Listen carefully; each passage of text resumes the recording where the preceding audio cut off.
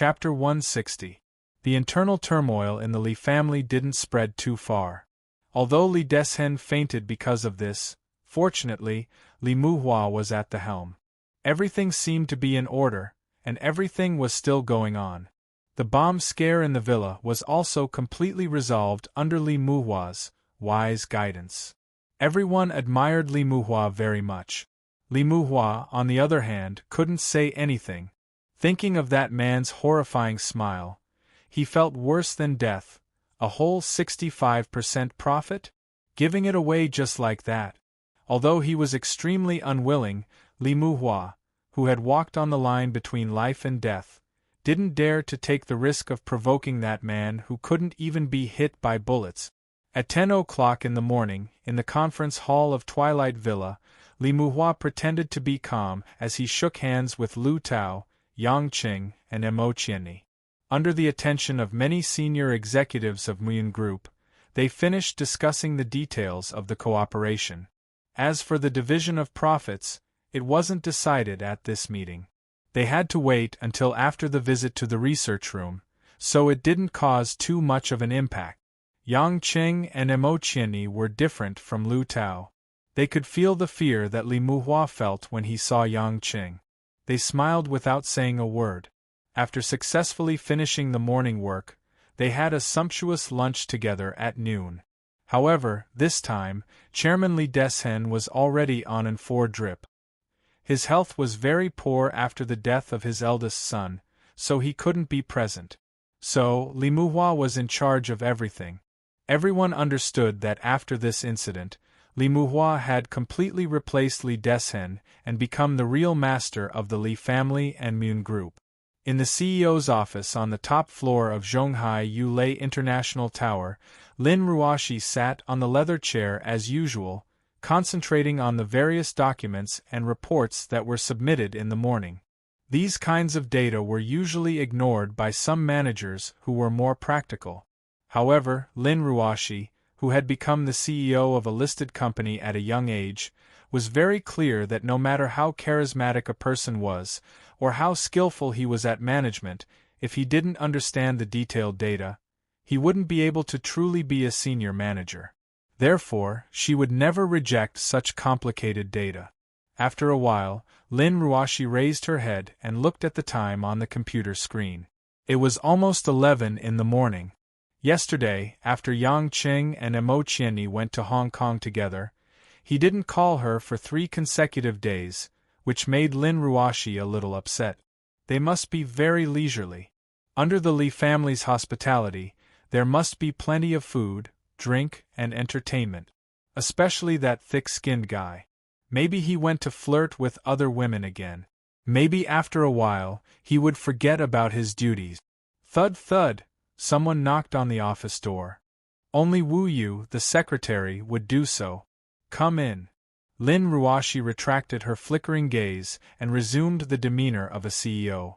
Wu Yu, who was wearing a black business suit, walked into the office with a serious expression. General Lin, something happened in Hong Kong. Lin Ruoshi felt her heartstrings tighten, but she didn't show it. She asked calmly, "What happened?" The director of the Hong Kong branch just called this morning. The night before yesterday, Department Head Mo and Yang Qing were assassinated by the Su family. Later, the Li family had internal strife, and the eldest son of the Li family, Li Muqing, planted a biochemical bomb in the villa. Fortunately, Li Muhua turned the tide. Nothing happened to Department Head Mo and Yang Qing. The Li family has been keeping this matter under wraps for 3 days. We only found out about it through the police this morning. After Wu Yu finished reporting, Lin Ruoshi still didn't respond. After a long time, she nodded and said, "Got it. You can leave now." Wu Yu seemed to be used to Lin Ruoshi's cold attitude towards everything, so she quietly left. When the office door closed, Lin Ruoshi immediately grabbed the phone on the desk. Just as she was about to pick it up and dial a number, she paused. Should she call them? Ask them how they're doing? What's the point? It's been 3 days since such a big thing happened, but they didn't tell me about it in time. It's not like they're on the other side of the world. There's no time zone for overseas calls. I'm still worried about them, but they don't care about me at all. When she thought about this, Lin Ruoshi's worry turned into resentment. She took a deep breath and hung up the phone. Yang Qing, who didn't know that his wife at home was gnashing her teeth in hatred, was yawning at the moment. He sat in the Mercedes-Benz that Li Muhua had arranged for him and headed in the direction of Muyun's Research Institute. Mo Qianni, who was beside him, wore a fitted white business suit that showed off her beautiful figure. At that moment, the woman was holding a pile of technical documents and looking at them seriously. Little Qianqian, these technical documents are for the researchers to look at. Why are you looking at them? Yang Qing asked, puzzled. Although the two of them had already made their feelings clear, Mo Qianni didn't show too much intimacy. Her rational self knew very well that as long as Yang Qing and Lin Ruoshi were still husband and wife, she couldn't be with Yang Qing without any qualms. Even if they liked each other, they could only do it in secret. She didn't want to give up on Yang Qing, but she also didn't want to become enemies with her good sister. When she heard Yang Qing's mushy way of addressing her, Mo Qianni couldn't help but blush. She rolled her eyes at him and said softly, "I'm going to die. The driver in front is so embarrassed if he hears you. What can you do about my liking?" "Hee, I'm just bored." Yang Qing smiled and reached out a hand. Suddenly, from the side, he reached into the gap of Mo Qianni's short skirt and quickly touched her plump and supple thighs. The thighs that were wrapped in the nude-colored stockings were smooth and smooth. It felt so good to the touch that Yang Qing couldn't help but pinch them. Mo Qianni was so shocked that she immediately put down the pile of documents and pressed down on Yang Qing's mischievous hand with both hands to stop him from reaching inside. Don't do this. It'll be so embarrassing if someone finds out," Mo Qianni pleaded. Her face was red. "Just look at it. I'll just put my hand here. Don't be nervous." Yang Qing also looked like he wasn't going to back down. Mo Qianni was helpless. She could only let Yang Qing place his hand between her thighs. She picked up the documents and continued to pretend to look at them. However, her mind was elsewhere. Half an hour later, the motorcade arrived at the Research Institute of Muyun Corporation. The Research Institute was built on the hillside. It was surrounded by dense trees and was well hidden. However, the main purpose was to be away from the hustle and bustle of the city. It was more suitable for development and research. The periphery was filled with the Li family's private guards in camouflage uniforms. Obviously, there were guns hidden in their bulging waist. They just didn't show it openly. In a place like Hong Kong, it was almost impossible for a big family to gain a foothold without a background in the underworld. The Li family was obviously one of the examples. They just didn't show it usually. Under Li Muhua's lead, Yang Qing, Mo Qianni, and Lu Tao all entered the strictly monitored Research Institute. After entering the hall, they went through a full body cleaning and disinfection. Then, they put on special protective suits before entering the Research Institute. Inside the bright Research Institute, there were many researchers in protective suit. When they walked past them, some of them knew Li Muhua. They simply nodded and greeted her without saying much. Li Muhua, on the other hand, was very kind and respectful. He smiled at these researchers. Obviously, these researchers were all hired by the Li family with a lot of money. Their only task was to develop all kinds of new products. As for who the boss was, they didn't care much. When they were about to enter the main research institute, Li Muhua explained, "Professor Li Guangxuan is my uncle. He ranks fourth in our family. I usually call him fourth uncle. He's a bit cold, so please don't mind him." Lu Tao had already walked out of the shadow of that night.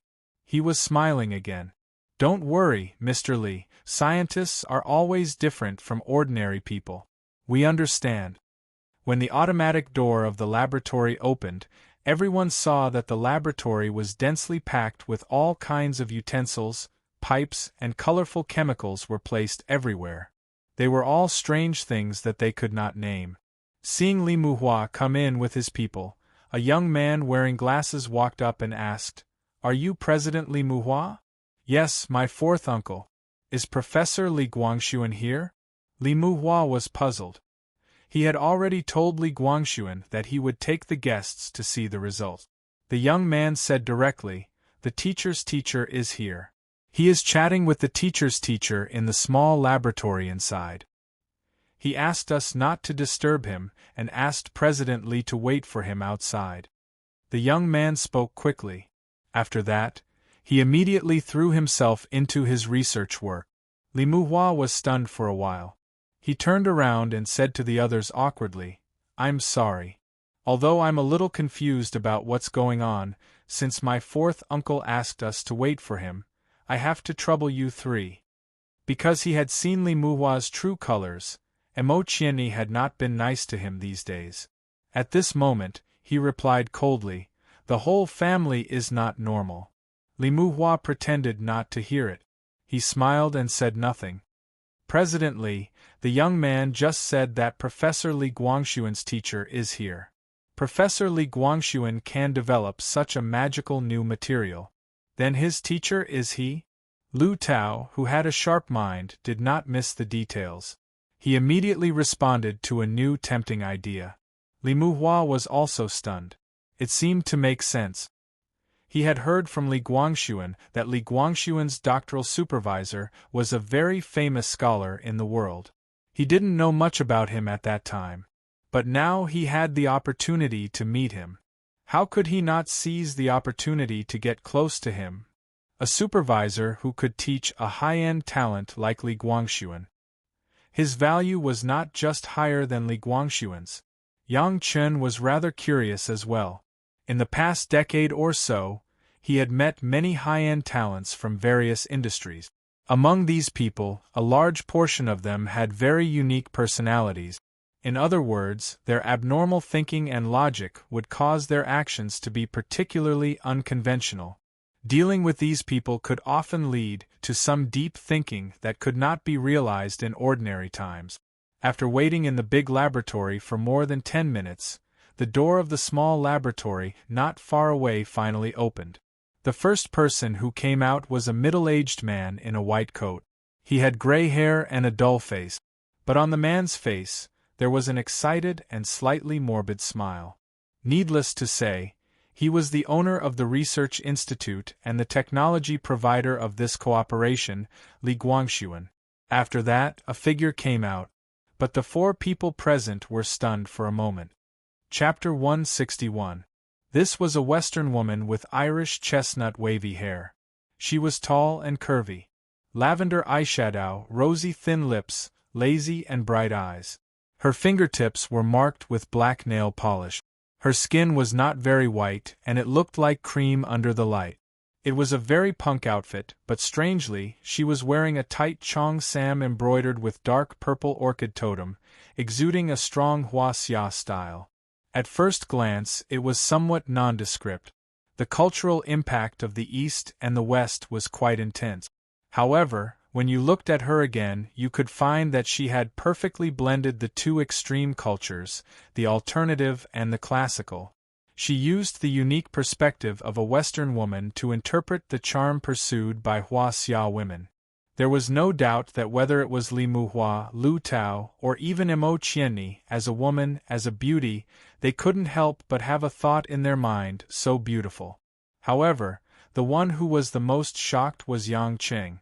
How could it be her? The corners of Yang Chen's mouth curled into a smile that seemed to contain infinite meaning. It seemed bitter, happy, and doubtful at the same time. But no matter what, the woman had already seen Yang Chen. She first revealed a shocked expression, but then quickly gave him a flirtatious look. "Uncle, this is?" Li Muhua, who had the identity of the host, came forward and asked Li Guangxuan with a gentleman's modest smile. Li Guangxuan's voice was a bit sharp. Seeing that Li Muhua, his junior and employer, didn't look too good, he proudly introduced, "This is my supervisor when I was studying in the UK. She happened to come to Hong Kong today. I invited her to review my achievements over the years and give me some advice." To be honest, Li Guangxuan looked like a man in his 40s, but this Western woman was only in her early 20s. It was incredible that she was his doctoral supervisor. I know that this beautiful lady is your mentor. Can you introduce her in detail? Li Muhua asked unhurriedly, but her eyes moved to the Caucasian beauty.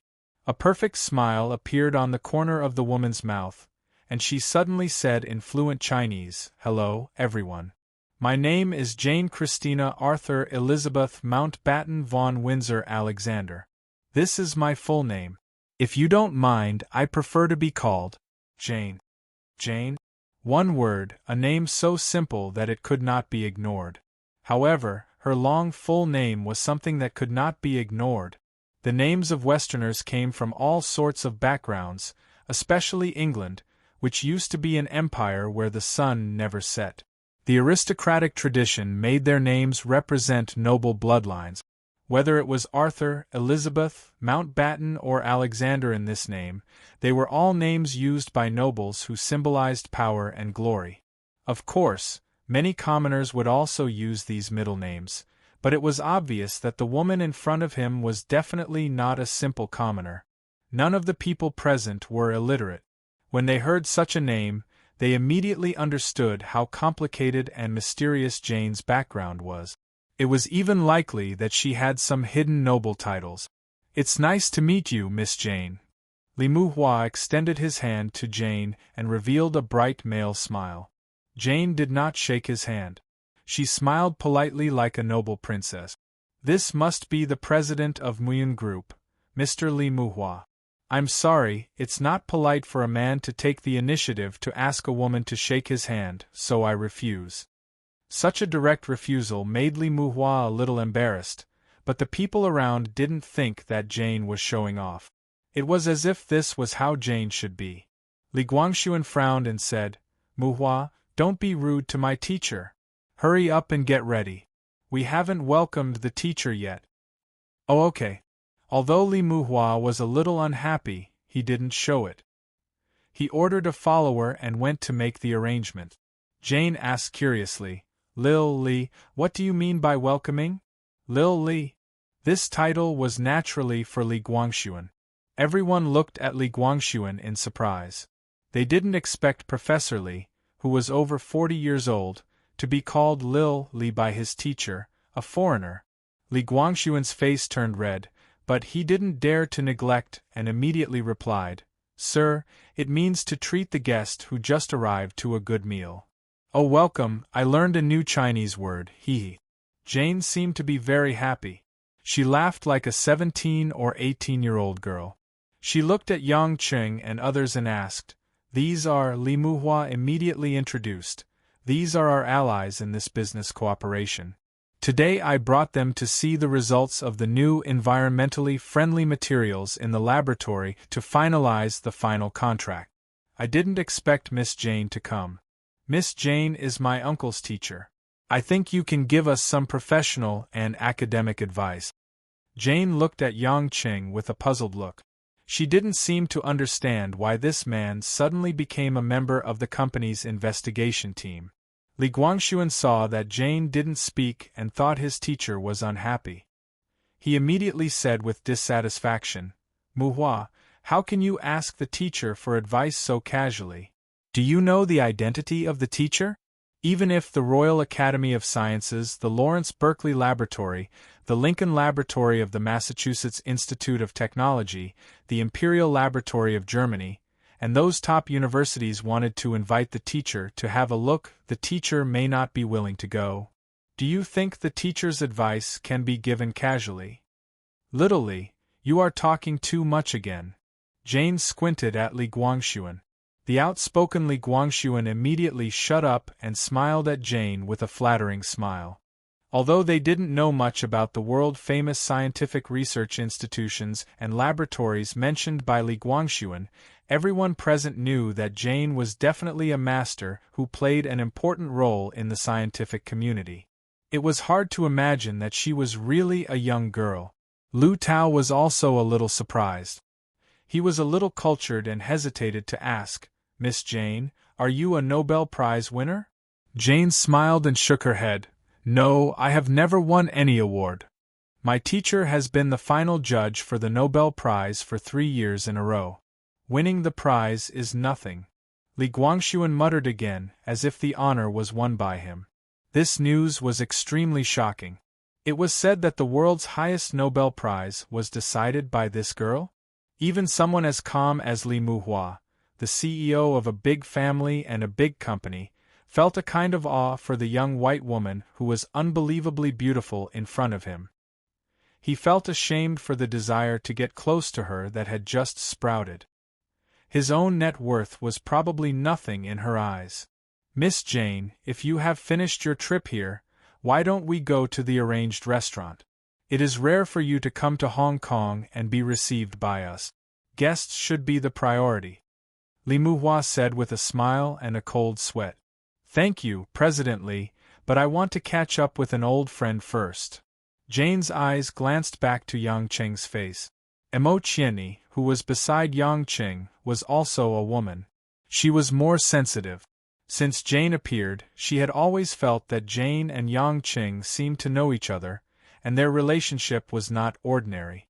At this moment, she finally confirmed her thoughts.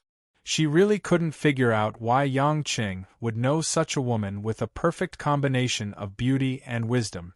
Vaguely, Emo Qianni felt a little sour in her heart. Although she was also an outstanding beauty, Jane in front of her, in addition to her elegant and charming appearance, had more of a noble temperament. This was not something that Emo Qianni, who was born in the grassroots, could compare with. Yang Qing, who had been silent, finally attracted everyone's attention. Except for Li Muhua and Emo Qianni, almost everyone else in the lab could not believe that this ordinary young man was acquainted with such an extraordinary woman. Li Guangxuan was thinking hard, thinking that Yang Qing was an expert in a certain field, and he didn't recognize him. Li Muhua couldn't stop the cold sweat all over her body. Her smile was more bitter than eating coptis. Sure enough, her choice to admit defeat was right. To be acquainted with a woman of this level, this Yang Qing was definitely not an ordinary person. Yang Qing saw Jane's beautiful sapphire blue eyes full of expectation. He sighed with emotion in his heart and nodded. Let's go out and find a quiet place to talk. After that, Yang Qing took off the protective suit on his body and strode out first. Jane came in without wearing a protective suit, so she went out the door directly. This caused many people to think that they seemed to be people from another world. Li Muhua and others were somewhat at a loss, and Emo Qianni's eyes were a little melancholy. Jane's sudden appearance made her feel powerless for the first time in her life.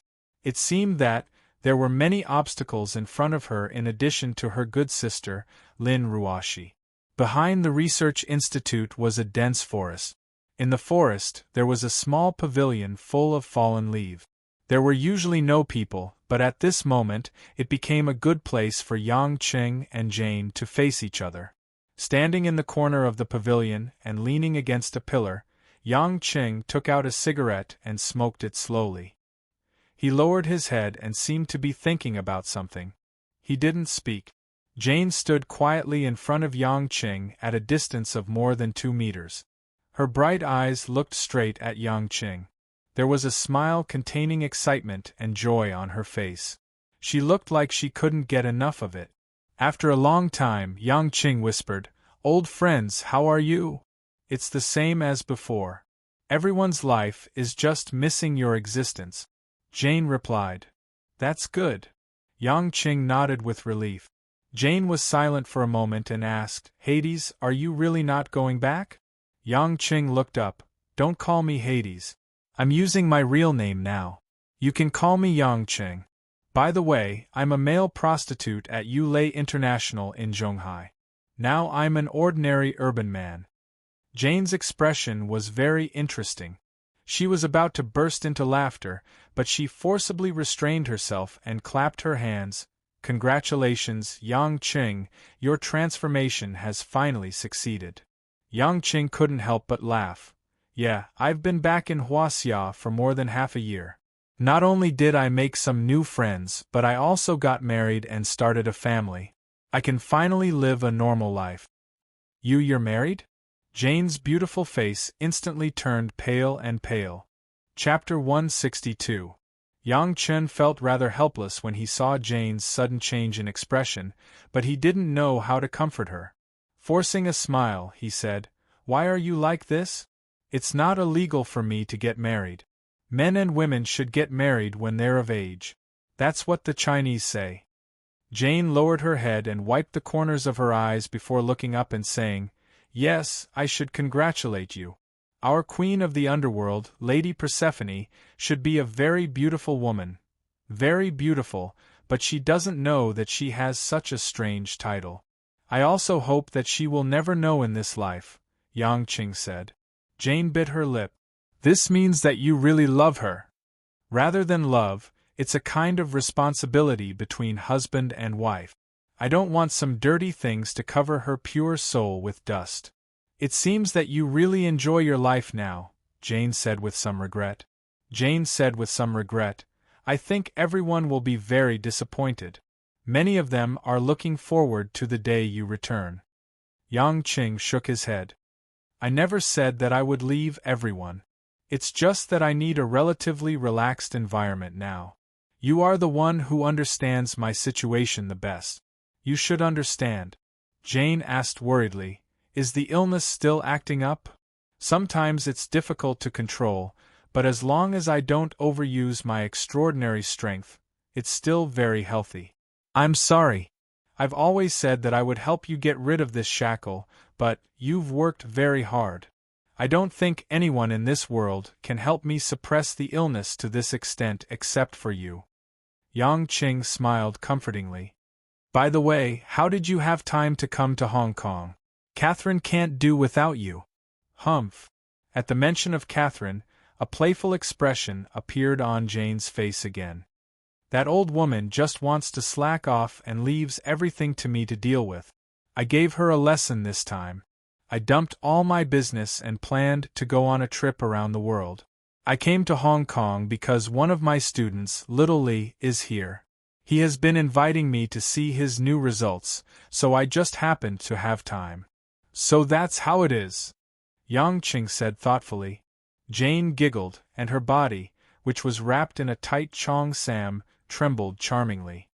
"Our beloved king, do you think that we would have the guts to look for you when you explicitly ordered us not to look for your specific whereabouts? I believe that even if many people knew that they had bumped into you by chance, they would still escape as soon as possible before you realized it to avoid your suspicions." Yang Qing looked slightly embarrassed. "Don't think that way. I'm not that scary. Actually, I'm still very happy to see you." "Really?" Jane asked in surprise. "Then can I go to Zhonghai to find you next time? I also have a student, Green, who is in Zhonghai." "Oh right, he is working on the same project as Li Zi." Yang Qing remembered the business at hand. "I'm currently working for Yulei International. In other words, it's best if Li Guangxuan's research results can be put to good use. Green is currently working for another competitor, and you are their teacher. Can you help me mediate between them? I might as well let them all work for me, so that I won't have to poach them again next time." Jane tapped her chin and thought for a moment before saying, "If you order me as the king, I can ask Green and Li to work together. Most of their achievements today were given by me, so I can definitely do that. But if this is a request for help, then I can't do it. Because in this industry, it's very shameful for an expert to betray his employer. Unless Green is willing, otherwise, as his teacher, I will be doing something that will let him down." Yang Qing nodded in agreement. "What you said makes sense. Then let's do it this way. At most, you can give Li Guangxuan a little more guidance and let him develop faster. Then it won't be a big problem." "Actually, there are other ways," Jane said easily.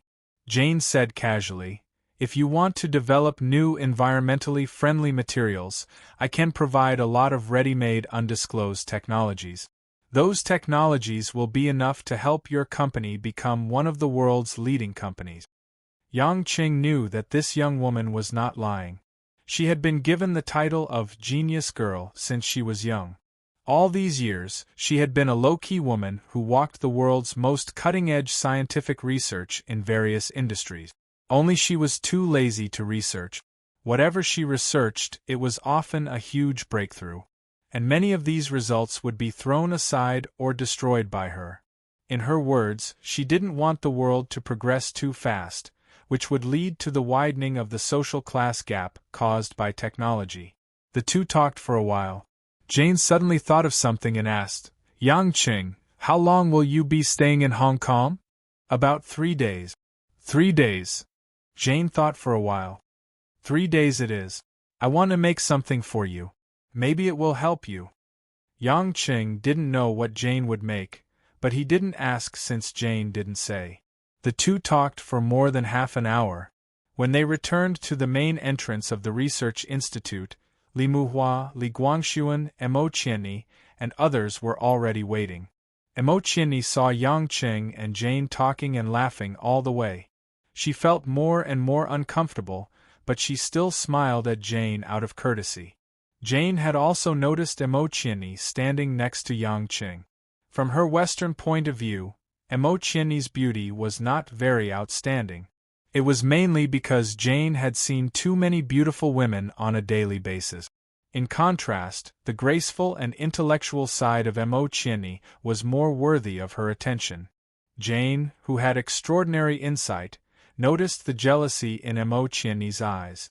She immediately understood something and smiled at Yang Qing. "Teacher, you're finally here. Let's go to the restaurant."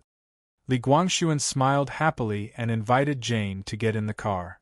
Jane frowned slightly. "Little Li, since you are developing an important project, leave the Research Institute after the research is finished. I will come back to check your research results after dinner." Li Guangxuan made an sound, but when he heard that Jane would check his research results again, he immediately became energetic. The frustration of not being able to have dinner with the teacher he admired was gone, and he ran back to the Research Institute happily. Li Muhua kindly suggested, "Miss Jane, in fact, fourth uncle has been very hard for the past few months. It's good to go out and relax occasionally." "Sorry, I never listened to other people's opinions in terms of academics and education," Jane said politely and took the initiative to sit in the car. Li Muhua was speechless. Although she was angry, she knew that this was definitely not someone she could provoke. She had to force a smile and command everyone to set off. The restaurant that Li Muhua chose to entertain Jane was a famous Western restaurant in Kowloon, Hong Kong, close to the Blue Sea. The entire restaurant was designed with reference to the Western Gothic church, but the overall length was extended. The towering spires and flashy stone pillars were well used everywhere. The mottled floral glass windows exuded a sorrowful and solemn atmosphere. But when the bright sunlight shone through the windows into the dining room, the quaint oriental style of the surrounding design resonated with each other, creating a sense of harmony. They came to a reserved round table with a view of the sea. After everyone sat down, they quickly ordered a set of Western dishes. While waiting for the waiter to serve the dishes, Li Muhua, as the host, was already a little scared, but she still forced herself to ask, "I don't know how Miss Jane and Mr. Yang met. Could it be that the two of you have worked together before?" This question also troubled several people present, especially Mo Qianni. It was really difficult for her to put Yang Qing together with such a woman. After all, the temperament, speech, and behavior of the two were too different. "We just met a few times when I was abroad. Mr. Yang helped me a little, so we got to know each other," Jane said very generously. Everyone came to a sudden realization. That kind of work must be laborious work, while Li Muhua felt that maybe Yang Chen had helped Jane kill someone. After all, Yang Chen's combat power was unusually terrifying to him. The few of them chatted on and off, and when the waiter served the dishes, the originally lazy Yang Chen suddenly felt that something was off. Sitting on his right was the fat Lu Tao. He was the first to serve the dishes. At this moment, He had already picked up the knife and fork, looking at the main dish that the waiter had brought, and was ready to eat. The waiter held a big plate in his left hand and a white towel in the other hand. He came with a gentle smile. Yang Qing stood up and suddenly stood between the waiter and Lu Tao. "Mr. Yang, what's wrong?" Lu Tao asked doubtfully. He didn't have time to eat breakfast, so he was very hungry. Several others also showed a confused look. Only Jane seemed to think of something and stood up slowly. The waiter smiled and asked Yang Qing, "Sir, what can I do for you?" Yang Qing pointed to the white towel in his right hand. "I need your towel." The waiter smiled politely. "There is a guest towel on your seat." "I want this one," Yang Qing said with a faint smile. The waiter's eyes showed a little confusion at first, but he finally nodded and extended his hand with the towel to Yang Qing. "Sir, you can take it if you want." "Thank you." After Yang Qing said that, he stretched out his hand like lightning and slapped the waiter's right little arm. Bang! Almost at the same time, a gunshot came from the waiter's right towel. The white towel was smashed and the waiter was holding a revolver in his right hand. The bullet that was shot at that moment was supposed to hit Yang Qing's chest, but because of Yang Qing's timely shot, the bullet directly hit the dome. Exclamations sounded in the restaurant. The guests ran away, scurried, and more began to hide under the tables and the corners of the walls. After all, gunshots were too terrifying for the general public. Seeing the whole hall was in a mess, the waiter who failed to shoot Yang Qing took a step back with a gloomy face. He aimed at Yang Qing fiercely and shot again. Yang Qing wouldn't give him the chance. Before he aimed, Yang Qing had moved behind him unconsciously and hit him on the back of the neck, knocking the waiter out. What's going on?" Li Muhua shouted in shock and anger. He didn't bring a few bodyguards, and they were all outside the restaurant. Fatty Lu Tao was so scared that he hid under the table. Emo Qianni's face was also pale. She subconsciously ran to Yang Qing. Yang Qing covered her by his side and said to the crowd, "Be careful, the killer move is too simple. There should be accomplices." Without waiting for Yang Qing to finish his sentence, the chubby middle-aged couple who were hugging earlier suddenly stood up. Each of them had a Colt pistol in their hands, and they aimed at Yang Qing and Li Muhua with murderous intent. Chapter 163. Killers weren't scary. What was scary was that you didn't think that this person was a killer. The middle-aged couple had been sitting not far from the table since the beginning. They were whispering and eating ordinary food like other guests. The clothes of the two were also the clothes of ordinary upper-class families in Hong Kong. There was nothing special about them. Their looks couldn't be picked out in a crowd at all. However, it just so happened that these two inconspicuous people were the fatal core of this sudden gunshot. At the critical moment, everyone held their breath. The two killers, who were pretending to be a couple, showed their fierceness and were about to shoot at Yang Qing and Li Muhua. Bang bang! After two consecutive gunshots, the scene became crazy again. The guests who escaped from the restaurant didn't care what happened. They only knew to leave this horrible place as soon as possible. Li Muhua had closed his eyes and was ready to die. He wasn't Yang Qing. He had no time to run away, let alone kill the two killers. However, after the gunshots, Li Muhua was surprised to find that he didn't suffer any damage and missed. Li Muhua opened his eyes, and the scene in front of him sent a chill down his spine. He didn't know when, but there were two smoking bloody holes on the foreheads of the killer couple. The gun holes directly penetrated between their eyebrows. The two killers opened their eyes angrily and fell down. The guns in their hands were still ready to pull the trigger. Jane, who had been standing in the same place and watching everything calmly, was holding an exquisite Swiss-made pocket pistol that had just been fired. This pistol was only more than 5 centimeters long, but it had amazing power in a short distance. At the critical moment just now, it was Jane who calmly killed the two killers and saved Li Muhua's life. Li Muhua felt that the bones in his whole body were as heavy as lead in an instant. He slumped to the ground.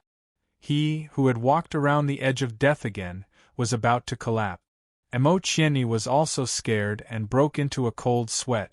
Seeing that it was Jane who saved Yang Qing, she was grateful and envious. She didn't even have the right to be jealous of such a woman. "Are you all right?" Yang Chen asked gently while caressing Emo Chieni's face, which had turned pale due to the shock. Emo Chieni felt sweet in her heart. In the face of danger, the first person he cared about was her, not Jane. This showed that she was at least not inferior to Jane in his heart. This made Emo Chieni suddenly realize that her worries were groundless. If Yang Qing was the kind of man who would despise her birth, how could he help her again and again without asking for anything in return? Even a super beauty like Jane, who was both intelligent and beautiful, would not have special treatment in his eyes. She was herself, there was no need to compare herself with others. Emo Chieni was filled with boundless confidence again. She smiled brightly and said, "With you here, I believe everything will be fine." Yang Qing didn't understand why this woman suddenly became so cheerful. While feeling puzzled, he nodded in relief. "What the hell is going on? Why does someone want to kill us again? Isn't Li Muqing dead?" Lu Tao jumped up and shouted after a false alarm. Li Muhua gasped with anger burning in her eyes. "It's Su Jihong. As expected, he won't let us form an alliance so easily." "Su Jihong?" Lu Tao curled his lips and cursed, "Damn it! This was absolutely a vile method of competition that could not be any more vile. What should we do? If we go back to Zhonghai, won't it be more dangerous?" "That won't happen." Emo Chieni came to herself and immediately analyzed carefully. "If we go back to Zhonghai, Su Jihong will never dare to do anything. Because of the special social environment of Hong Kong, underworld means can often be suppressed. But think about it, in Zhonghai the Su family is just one of the top 5 families. Any loophole that can be attacked will be used by the other big families to suppress them. After all, in politics and military, the Su family is not as strong as the other families. They will never dare to use unconventional means to compete with us, which is not in line with their overall interests." Li Muhua agreed. "Yes, Miss Mo's analysis is very correct. But even in Hong Kong, the Su family can't hire killers to attack you so easily. In the next few days, I will not let any fly disturb your fun." At this time, several bodyguards hurriedly ran to Li Muhua's side. After being reprimanded by Li Muhua ordered again, "Immediately mobilize all the most elite brothers. If there are any accidents in the next few days, you will have to deal with it yourself. In addition, contact Mr. Jiang of Hongxing. I need his power to supervise all the underground killers in and out of Hong Kong." After that, Li Muhua turned around and bowed to Jane, who had been quietly drinking black tea. "Thank you for saving my life, Miss Jane." Jane put down the teacup elegantly, like the most ancient noble in the palace. "Don't thank me. I just did the rough work." It was Yang Qing who found out the killer and reminded them that there was an accomplice. This reminded everyone, and they all looked at Yang Qing in confusion. Why did he find out that the waiter was a killer so strangely, and he seemed to know the killer's assassination methods very well? Yang Qing touched his nose. This Jane was really low-key. She was so low-key that she wanted to push all the good things to others. Wasn't she looking for trouble for herself? "It's just that I have a good memory. Usually, waiters in Western restaurants will not change a table of customers once they've identified them. It's for the sake of collecting reasonable tips. The waiter just now was different from the first one, and the towel he took was not hung on his wrist according to the rules, but covered his hand. Well, I just watched too many detective movies, and I was a little scared these days, so I was more focused," Yang Qing casually explained. In fact, with his many years of experience, he could feel the difference just from the murderous aura. However, this was also because the level of the killer Su Jihong hired was too low. A real master would not reveal his murderous aura so easily. Knowing that Yang Qing was not an ordinary person, Li Muhua did not ask too much. afraid that Yang Qing would be unhappy. She said a few words of gratitude, and the matter was over. In Zhonghai, the continuous autumn rain made the whole sky gray and the whole ground wet. In the Su family's Donghua Technology Building, the door of Su Jihong's CEO office was pushed open by a strong force. Furball had a cigarette in his mouth and a pair of long leather rain boots. He strode into the large office with a beautiful cashmere carpet. Su Jihong looked up and looked at Furball up and down.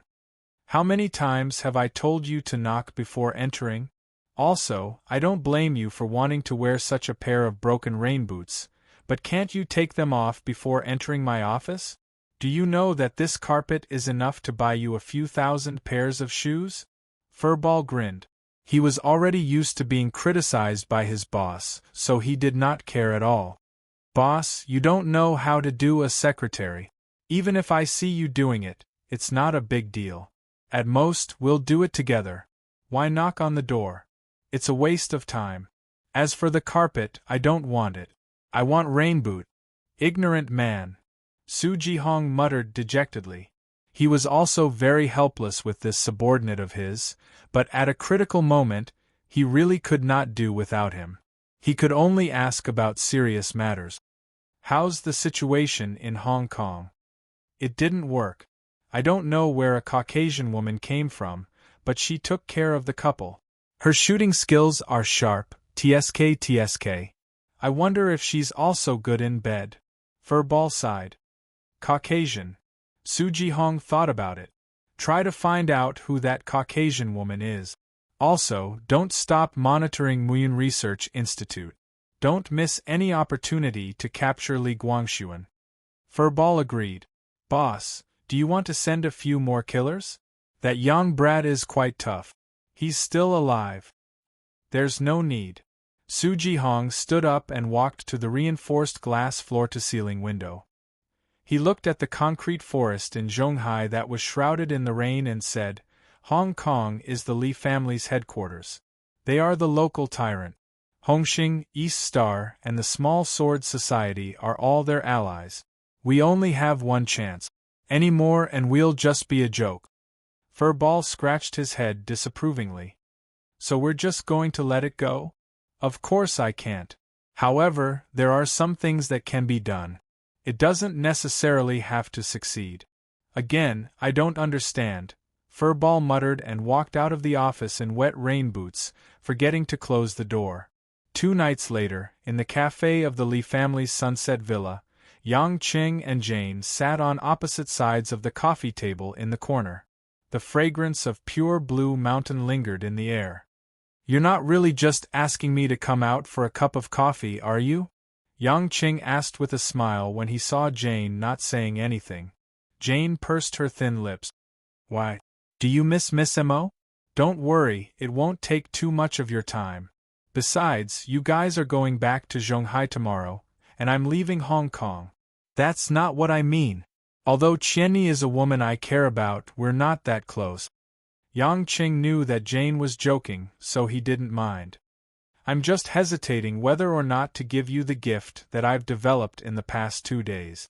Jane took a deep breath and revealed a wise smile. I've decided. I'll give it to you. As she spoke, she took out a dark yellow plastic bottle from the pocket of her jeans. There was no label on the bottle, and it was the size of a thumb. What is this? Medicine? Yang Qing picked up the bottle and pinched the cap. There were about a dozen dark brown pills inside. Jane's expression was a little complicated. I've been studying how to control and eradicate your strange disease for the past few years. Although I haven't been able to come up with a perfect solution, I've generally understood some basic principles through enough experiments. This is the final pill that I completed last month. I didn't give it a name because there's no need for it. It only serves you. What's its use? Yang Qing asked softly. It can forcibly stabilize you when you can't control yourself, but the more you use it, the weaker the effect will be. And it may be accompanied by a more violent negative effect next time, Jane said slowly. In other words, this was a kind of slow-acting poison. It could prevent you from feeling pain and going crazy for a short period of time, but in the end you might completely lose your humanity because of it." Yang Qing was silent, and then he smiled bitterly. "Are you harming me or saving me? You can choose not to use it. I took it out because I don't want to hide anything from you." Jane looked at Yang Qing with a little hope. "You know me. I can't refuse it. Of course, I hope not to use it." With that, Yang Qing put the bottle into his pants pocket. Jane sighed.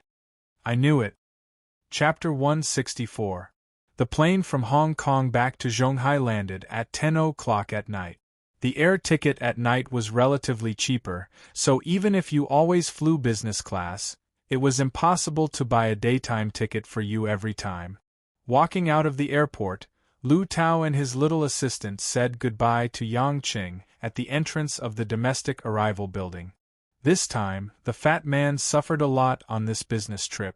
He was frightened and didn't have many chances to enjoy the sweet days with his honey. Emo Qianni breathed the damp and cold air of Shanghai at night and said faintly, "Are you going home?" Yang Qing nodded. "Do you want me to send you?"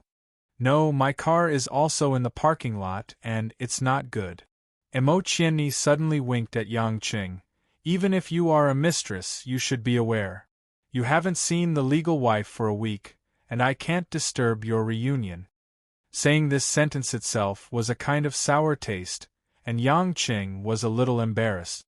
Emo Qianni stepped forward, opened her soft arms and gave Yang Qing a hug, breathed the man's scent, and then let go. She took a few steps back and waved at Yang Qing.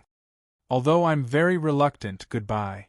After that, Emo Qianni turned around and walked towards the garage with her suitcase. Her slim figure looked confident and independent under the light at night. Yang Qing watched her go away with emotion. After tonight, the next time they met in the company, they could only get along as colleagues with a tacit understanding. This kind of buried feelings was obviously unfair to Emo Qianni, but Yang Qing, who had never dealt with this kind of emotional problem, could only let nature take its course. Returning to the villa in Dragon Garden, the light in the hall was on. Yang Qing threw the suitcase to the corner, thinking that it was Mother Wang who was waiting for him. But when he walked closer, the person sitting on the sofa was Lin Ruoshi. Lin Ruoshi was dressed in a pink, heavy cotton pajamas and pajama pants that were painted with colorful spots. Her hair was loose as she sat on the moon-white sofa with a fashion magazine in her hand. She seemed quiet and gentle, and her usual cold aura seemed to have disappeared without a trace. Lin Ruoshi raised her head when she saw Yang Qing entering the room. Under the light, her flawless face looked like a pure crystal. There wasn't a single trace of emotion on it, as if she didn't see him at all. She blinked her eyes and nodded as a greeting. Yang Qing smiled bitterly. He originally thought that his precious wife had suddenly changed and wanted to be a good wife and mother, waiting for her husband to come home at night. But from the looks of it, she didn't take him seriously at all. Yang Qing walked up and looked at Lin Ruoshi's cute pajamas with interest. "You're already an adult, so you should wear sexy pajamas. This pajamas is more suitable for a little girl. This is a gift from my grandmother, and I'm used to it." Lin Ruoshi continued to look at the magazine without blinking. "When you buy books, you look like a nouveau riche. I didn't expect you to be so thrifty. Today is my grandmother's birthday. When I miss her, I'll wear this pajamas." Lin Ruoshi put the magazine aside and said calmly, "Also, I don't need to buy clothes, because the company itself sells clothes." Yang Qing suddenly understood. No wonder Lin Ruoshi prepared so many brand new clothes for him in his room. So she didn't need to spend much effort at all. She just needed to get a batch from the fashion department store of Yulei International. Picking up the brewed coffee from the coffee table, Lin Ruoshi took a sip and asked, "Did the negotiation go smoothly? Are you asking about the process or the result? Is there a difference?" Lin Ruoshi asked. "Yes, the process was thrilling and complicated, but the result was smooth and we completed the task," Yang Qing replied. Lin Ruoshi stared at him for a while, Can you tell me the thrilling and complicated part? Oh, it's nothing much. It's just a small conflict within the Li family. Then Su Jihong, that little bastard, as a competitor, caused us a little trouble, Yang Qing casually said. Lin Ruoshi suddenly stood up and raised her voice by a few pitches. Her eyes flickered as she looked at Yang Qin. Her pretty face was covered in frost. Assassination in the middle of the night, biochemical bomb, kidnapping and blackmailing, Li Muching being shot to death, are those small conflicts? Being shot by 3 killers in the Nine Dragons Western restaurant, that's a small problem. Yang Qing, do you think I don't know anything? Do you think I'm a little girl that can be easily fooled? Yang Qing chuckled. You're indeed the boss of Yulei International. You didn't go to Hong Kong, but you know every move in Hong Kong like the back of your hand. That's right, but since you already know, why are you asking me? I want to know if you'll tell me the truth. Now I know I lied. Yang Qing spread his hands, but I don't think it's a big deal. After all, it's just a small matter. It shouldn't trouble our General Lin. Lin Ruoshi felt wronged when she saw Yang Chen's indifferent face. She had always been worried about them. She even had nightmares in her sleep for the past few days. However, not only did this fellow refuse to tell her the truth, he even responded to her in such a frivolous manner. So many things happened, why didn't you call me? Lin Ruoshi's eyes were a bit red as she calmly asked. Yang Qing said with a serious face, We're the ones being attacked and in danger, not you. If I called you, what could you do? Do you want us to go back to Zhonghai directly? Or do you want to come to Hong Kong personally and work with us against the bombs and bullets? But I'm your superior. Shouldn't you report such a big matter to me? Lin Ruoshi angrily said. I'm sorry. If you're asking me as a superior, then I think the only thing I need to report is about my work. I've just reported to you that I've over-fulfilled my task. As for what happened to me, it's my personal affair, so I don't think I need to report it to you, General Lin. Yang Qing paused for a moment and then continued, If you're asking me as a wife, then when your husband's life is in danger and you happen to know about it, you should be the first one to call to ask if he's safe, not me. I won't tell you because I'll take my family's worries into consideration. But if you don't call to ask about my safety, then it's not my problem. Yang Cheng's words were like exploding thunders that stunned Lin Ruoshi. Although she was worried about Yang Qing and Emotiani's safety, she never thought about calling them first. Since young, it was always others who cared about her, but she never thought about calling them first. Firstly, it was because of her outstanding ability to grasp the vast majority of situations. Secondly, it was because her heart was covered with ice and snow, making it hard for her to take the initiative to care for others with her cold personality. This kind of reverse thinking made Lin Ruoshi very uncomfortable. She knitted her brows and stubbornly defended herself. I'm just concerned about you out of goodwill. How can you talk to me like this? Yang Qing sneered. General Lin's concern is really special. But I, Yang Qing, am just a small fry who sells mutton skewers.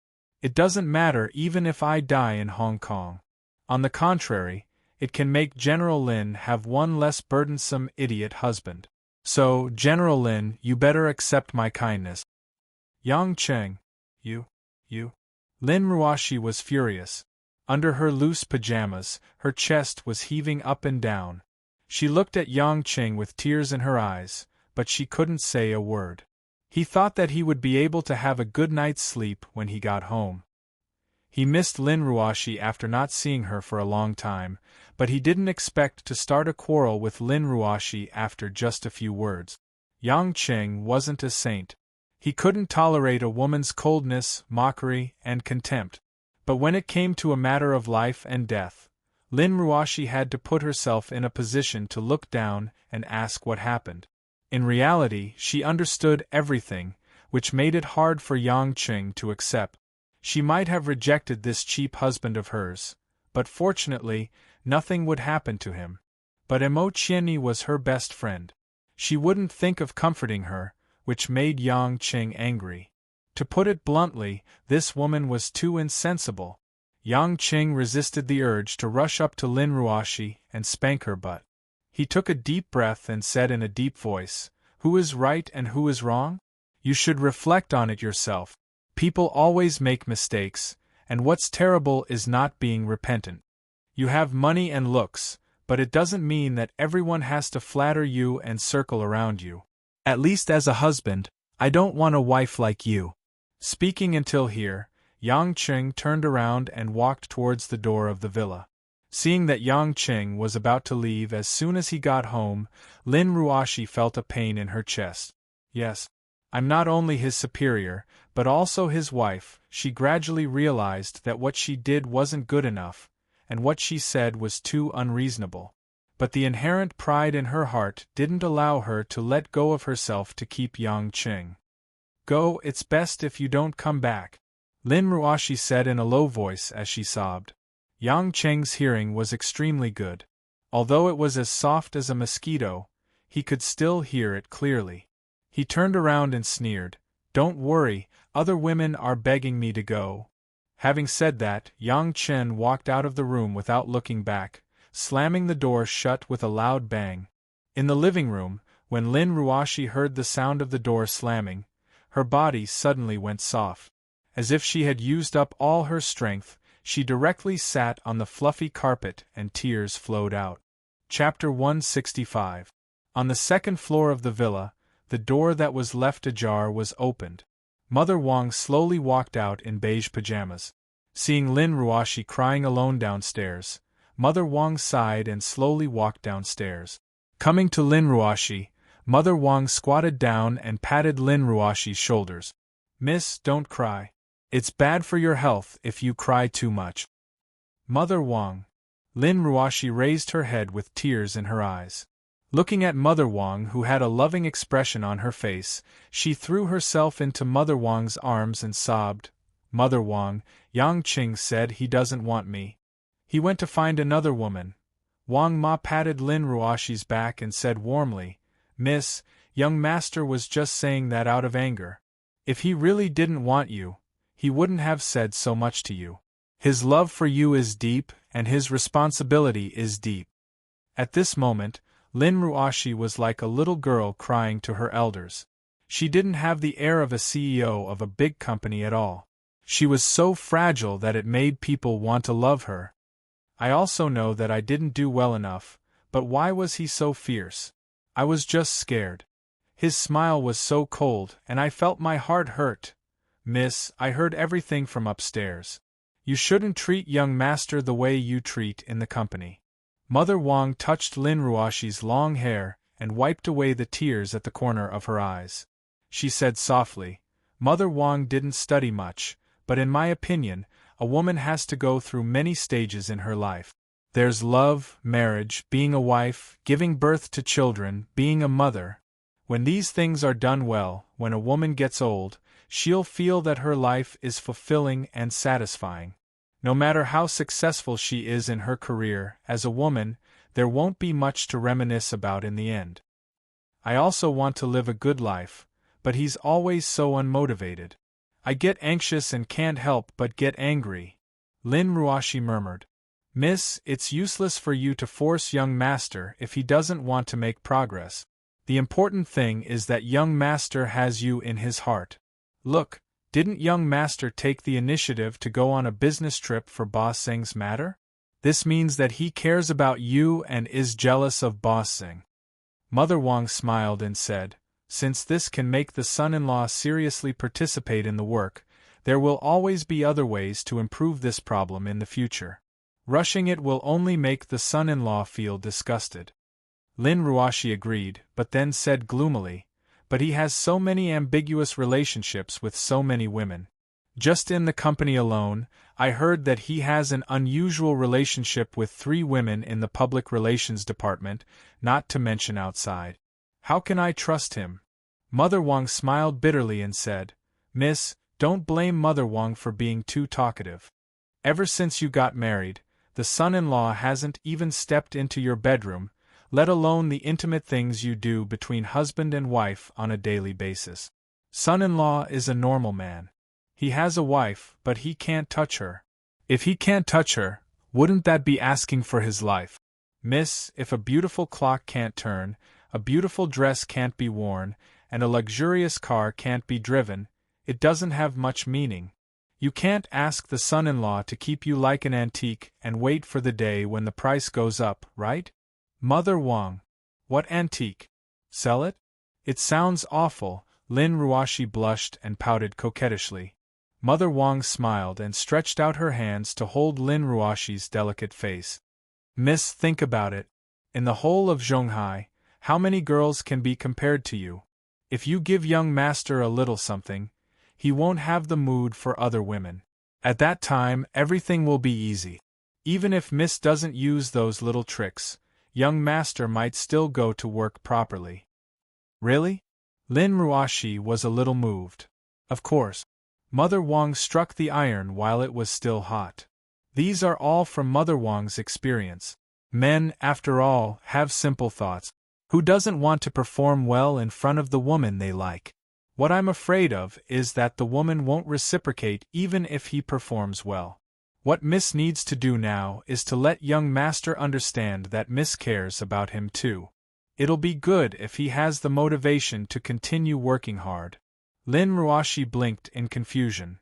Mother Wang, I'm going to say something. Don't dislike it. Are you using your own experience to teach me? Mother Wang was at a loss for words. She stammered and said with an unnatural expression, although I, Mother Wang, don't have much experience to teach Miss, and I'm not a good role model, I'm old and I naturally know more about these things. I know more about the fickleness of the world and the fickleness of human nature than Miss. Moreover, since young, when have I, Mother Wang, ever lied to Miss? Lin Ruoshi nodded Anshin. She asked hesitantly, but he seems to be really angry now. What if he doesn't come back? Then go look for him. Mother Wang helplessly stroked Lin Ruoshi's head. Miss, you can't always let young master take the initiative to interact with you. A husband and wife should love each other. The ancients said that helping each other in times of hardship is the same principle. Should I invite him home? Lin Ruoshi pouted awkwardly. Wang Ma said earnestly, Miss, in this world, there's no bond more sacred, more beautiful, and more sincere than that of a husband and wife. Parents will leave one day, friends and relatives won't always be together, and children will also fly to the sky that belongs to them when they grow up.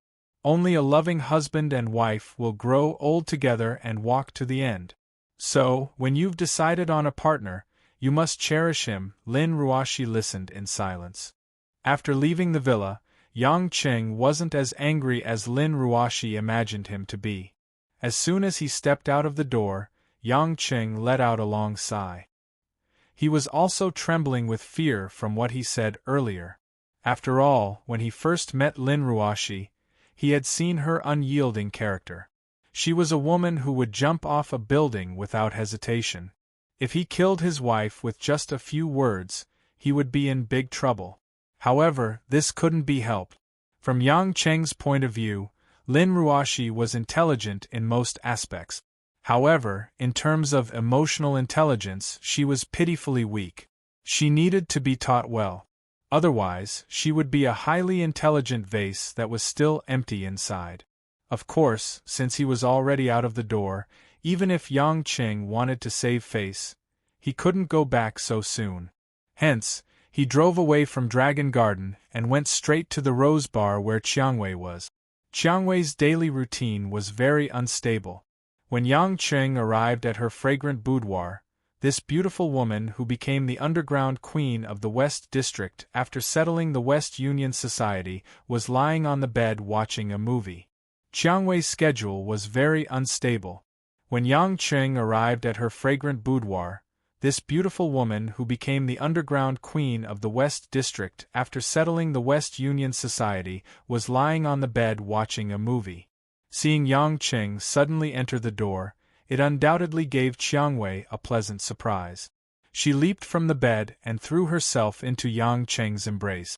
Seeing Yang Qing suddenly enter the door, it undoubtedly gave Qiangwei a pleasant surprise.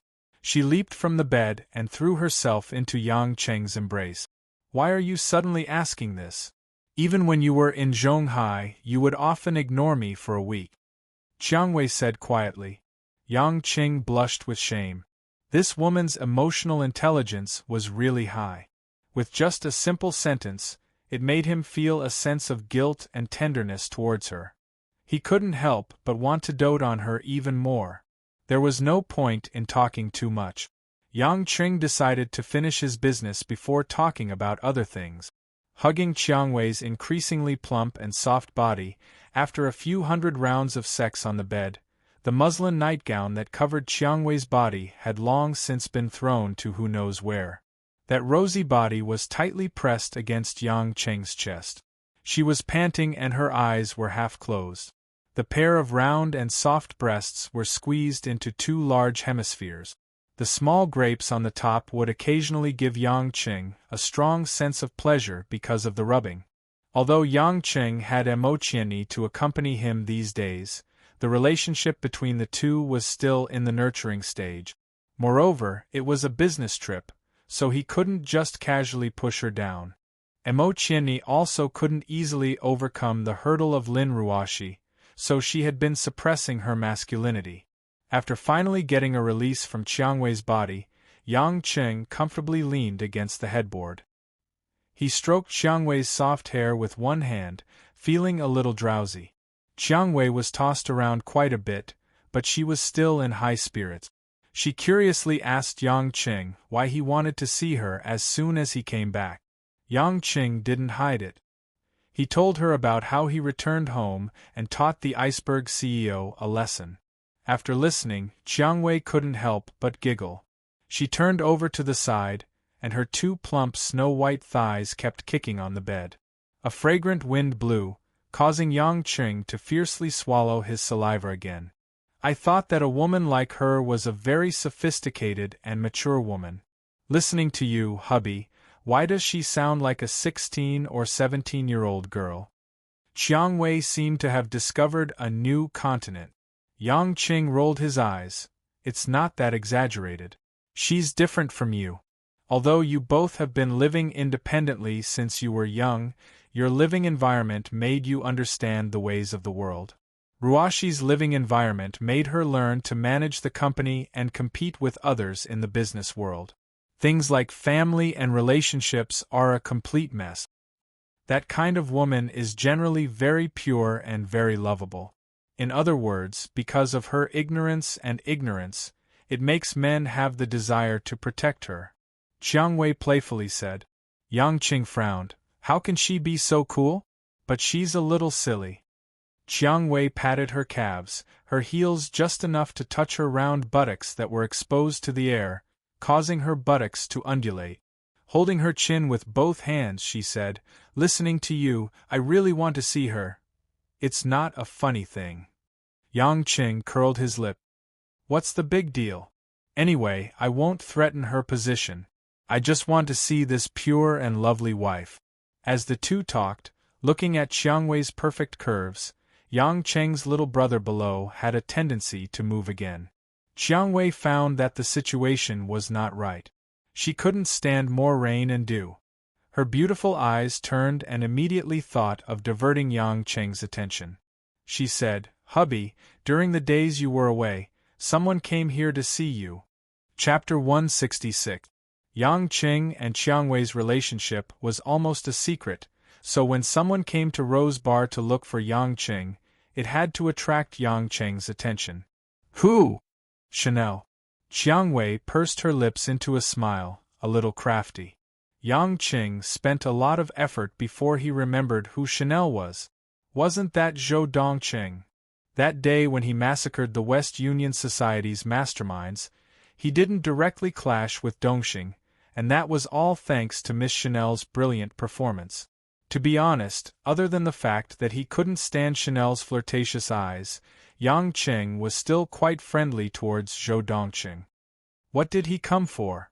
Seeing Yang Qing's expression as if he was facing a great enemy, Jiang Wei giggled. I don't know either. Miss Chanel was just surprised to show her face, so she wanted to come here to see you, but it just so happened that you were on a business trip, so he came for nothing. Next time you come, tell him that if he wants to find a man, he should find someone with common interests. I'm not that type. Yang Qing said with a pale face. Chiang Wei mischievously said, Miss Chanel is so beautiful, even as a woman, I'm envious and jealous. How could a pervert like you not be tempted? Yang Chen felt that this woman couldn't be disciplined properly after being spoiled. He immediately sat up and carried Rose by her waist, placing her on his thighs. Raising his hand, he smacked down on her round and round buttocks. Pa pa pa. After 3 smacks, a red palm print appeared, and her butt trembled, causing Chiang Wei to moan 3 times, her face flushed and her eyes watery. Do you dare to say it again?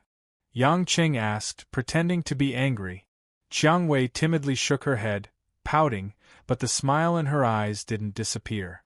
Yang Qing sighed in his heart.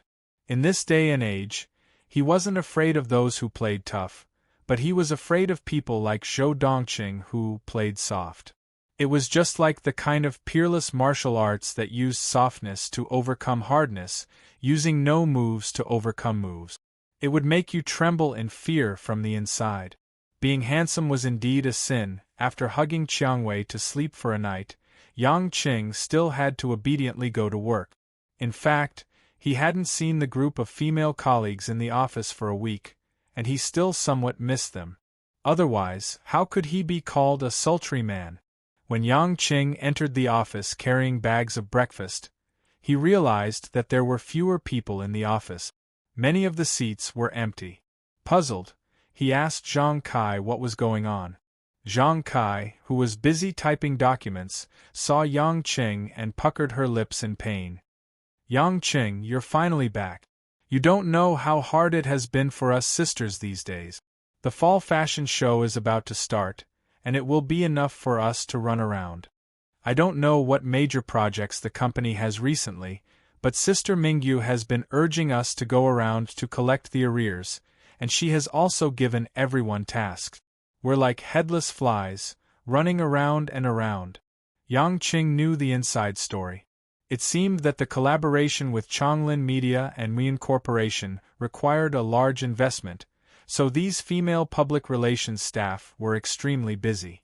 The key point was that before the contract was signed, it would not be made public, so these poor girls didn't know why they were so busy. Hey, breakfast! Zhang Kai saw the breakfast in Yang Qing's hands, and her beautiful big eyes lit up. She directly snatched a bag of pan-fried buns and happily ate it. Look at you, you haven't had a good breakfast these days, Yang Qing said with heartache. Zhang Kai's small mouth was puffed up. What, we're used to eating the breakfast you bring, so everyone basically forgets to buy their own breakfast. Yang Qing was very satisfied with this answer. He didn't expect that he already had such an important position, and he couldn't help but feel elated. After giving out breakfast, he returned to his seat and saw that Zhao Hongyan, who was the closest to him, was wearing a light pink suit today. Her hair was loose, and she wore a bright yellow hair clip. Her legs were still seductive black stockings, and she looked a little more energetic than before. It seemed that she had walked out of the haze of cold family violence. Zhao Hongyan saw that Yang Qing had returned, and she looked up with a slightly shy smile. Did the business trip go well? It can't be said to be smooth, but I completed the task. I'm more concerned about you. Has the matter been resolved? Zhao Hongyan stopped smiling and nodded seriously. I've cut ties with the Yu family and completed the divorce procedures. Although it wasn't pleasant in the end, at least I don't have to worry about it in the future. If their family, especially that Yu Hui, harasses you again, just tell me directly. Oh right, how about your father's surgery? Zhao Hongyan said gratefully. Don't worry, the 2 brothers were frightened by General Lin, and they've been worried about whether their family's business would be bought over. As for my father, the doctor said that they've found a kidney source, and they have enough funds now. They plan to wait for a few days for my father to be in a better condition for the surgery, and the success rate is still very high. It's all thanks to you that we have this situation now. It's all thanks to you, CEO. I just moved my lips and chased away a few flies. Yang Qing smiled indifferently. It's different. If it wasn't for you, I wouldn't have the courage to come this far. Zhao Hongyan suddenly smiled. If this was in the ancient times, would you have to repay me with your body? Yang Qing touched his nose awkwardly. You can't play it like this. You seduce me as soon as I come back. I'm already a broken shoe. A woman's modesty doesn't matter to me. We're already so familiar with each other. If you want to seduce me, just seduce me. Zhao Hongyan teased with a pink face. The scene of him reaching into Zhao Hongyan's lace underwear appeared in Yang Qing's mind.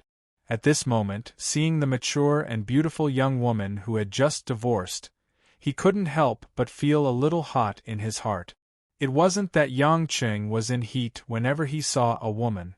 Yang Qing himself was also very helpless. His strange illness not only brought him shackled pain, but also some strange effects. For example, when it came to sex between men and women, his endurance was especially strong. This was also the reason why Qiangwei, who had an extremely good physique, couldn't stand it. There was also a side effect, which was that his control over his hormones was very weak, making it harder for him to resist the temptation of women. This might also be the reason why his brain's nerves were mutated. Otherwise, with Yang Qing's personality, he might have already pushed away pure girls like Li Jingjing and Tang Tang, high school girls far away. Why would he bother to get involved in this pool of muddy water? He had always been entangled like this. Just as he was thinking about these things, his phone suddenly rang. After taking a closer look, it turned out to be Li Jingjing calling. Hello, Jingjing. On the other end of the phone, Li Jingjing seemed to be relieved and complained, Big Brother Yang, why haven't I been able to get through to you for so many days? I thought something happened. Yang Qing was stunned. This phone number was given to him by Lin Ruoshi, and he didn't pay attention to the range. He didn't expect that he couldn't get through to Hong Kong. This Lin Ruoshi was too stingy. She had so much money that she couldn't even spend it on a global connection. He had misunderstood Lin Ruoshi. How could Lin Ruoshi do it herself for a phone? Naturally, she would leave it to her subordinates to handle. The CEO didn't even say what kind of business to handle, so wouldn't it be better to do something closer and keep the rest of the money in her pocket? Helplessly, Yang Qing had to briefly tell her about his business trip to Hong Kong and then ask Li Jingjing what was the matter. Li Jingjing didn't ask much and said directly, I want to tell Big Brother Yang that I moved out of my home. She had previously said that she would move out to prevent Motherly from constantly urging Li Jingjing to date and get married. He didn't expect this girl to really move out so soon. A young and beautiful girl living alone in this big city. Although it was only a short distance away from her parents, it was definitely a completely different concept. Whether it was taking care of herself daily or safety issues, she couldn't be careless about them. Yang Qing immediately asked for the address of the move. Li Jingjing said with a smile, Do you remember the orphanage that I took you to last time? There are a few 10-story apartments nearby. I rented one with 1 bedroom and 1 living room for 1,000 Huaxia a month. Although it's a little expensive, the good thing is that it's well renovated and the environment is not bad. More importantly, it's convenient to take the bus to school, and I can often go to the orphanage to see the children. Yang Qing didn't know how much Li Jingjing's specific salary was, but 1,000 a month's rent was definitely not cheap for a young teacher. I'll find time to go there and see if there's anything I can help with. Yang Qing was worried. He was still very concerned about this girl, who he met when he just came back to China and had always been like a sister to him. Li Jingjing hurriedly said no over the phone, Big Brother Yang, I haven't finished the house yet. I'm just letting you know so that you won't blame me for not informing you earlier. It's because you haven't finished it that I'm going to take a look and help you do something. Also, the surrounding security facilities are very important. Yang Qing said without any room for refusal. Li Jingjing was silent for a while and softly responded. It was obvious that she was still very happy to be valued. After hanging up the phone, Yang Qing thought for a while. Helping Li Jingjing buy a new house would definitely cost a lot. Thinking of money, he thought of the $1 million check he won from Li Muqing, that dead man, during his trip to Hong Kong. It was time to transfer the money to his account. Seeing that Yang Qing had just sat down and was about to leave after receiving a call, Zhao Hongyan was puzzled. Is it a girl? And I guess so, the daughter of an old friend. Yang Qing said. Young girls are indeed more charming, old women like us aren't popular anymore. Zhao Hongyan complained. Yang Qing went forward and stretched out his hand to pinch Zhao Hongyan's tender face. Which part of you is old? Water can come out from your pinch. Zhao Hongyan coquettishly rolled her eyes at him. Don't be so touchy. Do you really think I want you to touch me? Let's go, let's go. Yang Qing smiled bitterly. Women are like this. If you don't touch them, they will come and seduce you. If you touch them, they will feel wronged and be unhappy. Whether it's at home or outside, it's hard to please them, Yang Qing thought gloomily. Half an hour later, Yang Qing drove to the Zhonghai headquarters of Huaxia Bank. It was surrounded by a bustling business district with people and cars passing by. It was very noisy. Walking into the lobby of the bank, there weren't many people inside. There were about a dozen customers and a few people were sitting in the resting area. After getting his number, Yang Qing sat in the resting area and waited in line. Just when he was about to sit down, he suddenly saw a familiar face, looking at him with a smile. Chapter 167. She was wearing a tight-fitting, Western-style sundress with a V-shaped neckline that extended below her breasts. She wasn't wearing any underwear, revealing her snow-white breasts. She must have used rubber pads to restrain her breasts so that they wouldn't move too much. He was wearing a pair of shiny, black flat-soled boat shoes and a black, patent leather sequin backpack. Her long black hair was neatly tied up, and she wore a small blue and white striped beret, giving off the impression of an office girl wearing a fashionable stewardess hat. Every time he saw Tang Wan, this beautiful lady of unknown age, Yang Qing would feel refreshed. Of course, because the first time they met, Yang Qing's face was a little awkward. What a coincidence, Mr. Yang. Tang Wan didn't feel awkward at all. As the leader of a high-end entertainment club in Zhonghai, she would be able to deal with anyone easily. Yang Qing smiled awkwardly. Last time, Mo Qianni was there, so he could talk smoothly. This time, he suddenly felt a little embarrassed. I didn't expect Ms. Tang to come to the bank in person. Tang Wan covered her mouth and laughed. Mr. Yang, that's strange. Do you have to tell others your bank password? Yang Qing was speechless. It wasn't that he thought he said something stupid, but when he was overseas, Yang Qing knew he was rich.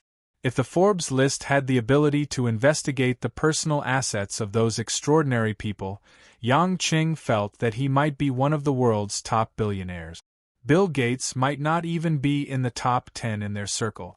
However, his money was indeed managed by someone else. Until now, Yang Qing didn't even know how much money he had, nor did he know how he got it. Therefore, in Yang Qing's subconscious mind, rich people wouldn't personally come to the bank to deal with these affairs. Even when he returned to Huaxia, Yang Qing had only been to the bank a few times. He was very vague about these bank procedures. Tang Wan saw Yang Qing's sullen face and didn't speak. In her heart, she only thought that Yang Qing was a playboy from a rich family, so he didn't know much about these trivial matters. She didn't say much and reached out to Yang Qing. It's rare to meet you. Let's shake hands. Yang Qing immediately reached out to shake Tang Wan's hand. It was smooth and soft. A woman's age or maintenance was very direct based on her hand. Tang Wan's hand was like a 16-year-old girl's. He really couldn't figure out how she had a child in high school. But that was other people's private affairs. Yang Qing could only silently sigh in his heart that Tang Wan's husband was blessed to have such a beautiful wife.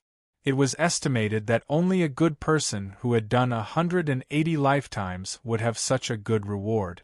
Thinking of his own family, Yang Qing couldn't help but curse. He didn't even know when he could hold his hand, let alone give birth to a child in high school. After finishing the formalities, they sat in a different seat. The two didn't talk. Tang Wan was not interested in chatting with a playboy. In her opinion, Yang Qing had nothing worth appreciating except his strength. And Yang Qing was too embarrassed to speak. The procedures at the bank counter, if it wasn't simple work such as depositing and withdrawing money, often took a lot of time. After waiting for almost 20 minutes, Yang Qing's and Tang Wan's numbers were called on the radio. The two walked to different counters almost at the same time and smiled politely at each other. "Hello, how can I help you?" A freckled female personal service staff asked Yang Qing with a smile. Yang Qing took out the slightly wrinkled Hua Xia's bank check from his pocket and handed it over. "Help me transfer this money to my account." As he spoke, Yang Qing took out his bank card and stuffed it in. The female staff was still smiling when she picked up the check, but when she saw the long string of zeros on it, she couldn't close her mouth no matter how hard she tried. Her eyes widened in a daze. "Miss, what are you doing? Isn't it just $1 million?" Yang Qing urged. He still wanted to rush back to Yulei to play games. The female staff hurriedly made a shushing gesture and said with a stiff smile, "Sir, lower your voice, don't let others hear. Don't you know? If it's more than 20,000, you need to make an appointment in advance. If it's more than 100,000, you need to go to the customer service manager for one-on-one service. If it's more than $1 million, you need to go to the VIP customer service and make an appointment in advance. Maybe you need to be a director to handle it, and you need to do some investigation and review." Yang Qing said unhappily, "Why are there so many rules? This check is real, the money is mine, why do you bank care so much?" "But this is the rule," the female staff said awkwardly. "Rules are made by people. People are alive, but rules are dead. Can't you change it for the customer? The customer is God. You're a few years older than me, why are you so immature?" Yang Qing was a little annoyed. It was so troublesome to spend his own money. How could he stand it? "Let me tell you, I'll write you a note now. I'll say that I'm asking you to help me transfer the money to my account. If you want to cause trouble, come find me. I'll give you my signature and fingerprint. How about that?" The female staff was about to cry. What kind of customer was this? Were all rich people like this? He didn't even know how to make an appointment for $1 million. He came to the counter with a wrinkled check and shouted. He even wrote a small note and fingerprint when he went to the bank? "Sir, I'm just a small staff. I don't have the ability to do these things. Please don't make things difficult for me." "I'm not making things difficult for you. I'm just letting you have fun. Think about it, with just a tap of your little hand on the keyboard, $1 million will be transferred by you just like that. How satisfying would that be?" Yang Chun continued to encourage her. The female staff didn't want to lose her job, so she stubbornly shook her head. Yang Qing was angry. He was in a dilemma. He slammed the black marble surface of the counter. "Are you going to give me my $1 million or not?" he shouted loudly. Not only did Tang Wan, who was handling some procedures nearby, hear it, but the other customers also heard it. The security guard at the entrance of the bank also heard it. Okay. In broad daylight, someone came to the bank alone and wanted to extort $1 million? Everyone shouted at the same time in their hearts. Tang Wan was shocked. What's wrong with this man? Although it looked bad to her, it wasn't to the point where he wanted to rob her. A tall man wearing a green security uniform immediately walked forward with a baton in his hand. With a solemn expression, he stared at Yang Chun like a tiger watching its prey. "Mister, please don't do anything that violates the law, otherwise I will immediately hand you over to the police to be dealt with." Yang Qing didn't know whether to laugh or cry. He touched his forehead. The female staff immediately explained, "Don't be like this. This gentleman isn't trying to rob you. He wants to transfer money. Don't be rough." With this shout, the surrounding people understood. Of course, they knew that 1 million had to be booked. So, they looked at Yang Qing with a bit of contempt. They thought that Yang Qing was an uncultured nouveau riche who didn't know the rules of the bank even though he had money. Tang Wan sighed silently. She really didn't understand why Mo Qianni and Li Jingjing would like this man. He didn't even know such basic rules. How could he shout such words in public? Seeing that they knew each other, Tang Wan stepped forward and suggested, "Mr. Yang, why don't you make an appointment with the VIP customer service center now? There are usually no customers. You can just go through the formalities." Seeing that Tang Wan had said so, Yang Qing estimated that the poor female staff wouldn't agree even if he continued. He sighed and said, Okay. Hurry up and make an appointment. Don't delay my meal." The female staff breathed a sigh of relief and smiled gratefully at Tang Wan. Then, she began to call the customer service manager for Yang Qing to report the situation. The security guard understood that this was a misunderstanding. He looked at Yang Qing with vigilance and turned to walk back to the door. But at this moment, there was a sudden commotion outside the bank's door. Screams and shouts broke out as if a pot had exploded. All the people in the bank heard the noise and looked outside the door. A horrible scene happened. A total of 7 to 8 men wearing black leather jackets and black masks with submachine guns in their hands rushed into the bank like a black whirlwind. Da-da-da-da-da, a series of firecrackers sounded. The submachine gun in the hands of the first masked macho man burst into orange sparks. The glass door of the bank was directly smashed into pieces, and the glass debris flew everywhere. The security guard, who had just walked back to the door, didn't have time to react. He was hit by a burst of bullet. He staggered a few steps back and fell into a pool of blood. The bullets hit the wall and floor tiles. It raised a layer of stone dust. The broken bonsai made the bank's hall even more dirty.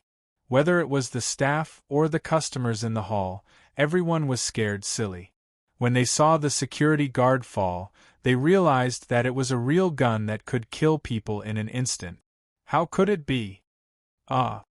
Help! Women's high-decibel cries immediately came one after another. More people began to hide in the corner of the wall, under the table, behind the door, etc. They crouched down and hugged their heads, shivering. No matter how calm Tang Wan was usually, she was still a normal woman. When she saw the robbers, heard the gunshots, and saw the dead people, her pretty face suddenly turned pale. At first, she subconsciously grabbed the arm of the nearest man, Yang Qing, and hid behind Yang Qing. Yang Qing was depressed. It wasn't that it was dangerous to encounter a bank robbery, but it was a robbery at the wrong time. "I don't usually go to the bank. Today, I came to get this 1 million. It's rare for me to come here. I want to buy some money for the girl I like. The process of getting the money is a waste of time. But you guys chose this time to make trouble for me. Could he still take the money or not?" Chapter 168. The bank robbers naturally did not have a good temper. After rushing into the door, they directly fired at the crystal chandelier on the ceiling. The crisscrossed bullets made the entire ceiling riddled with holes. Da-da-da, da-da.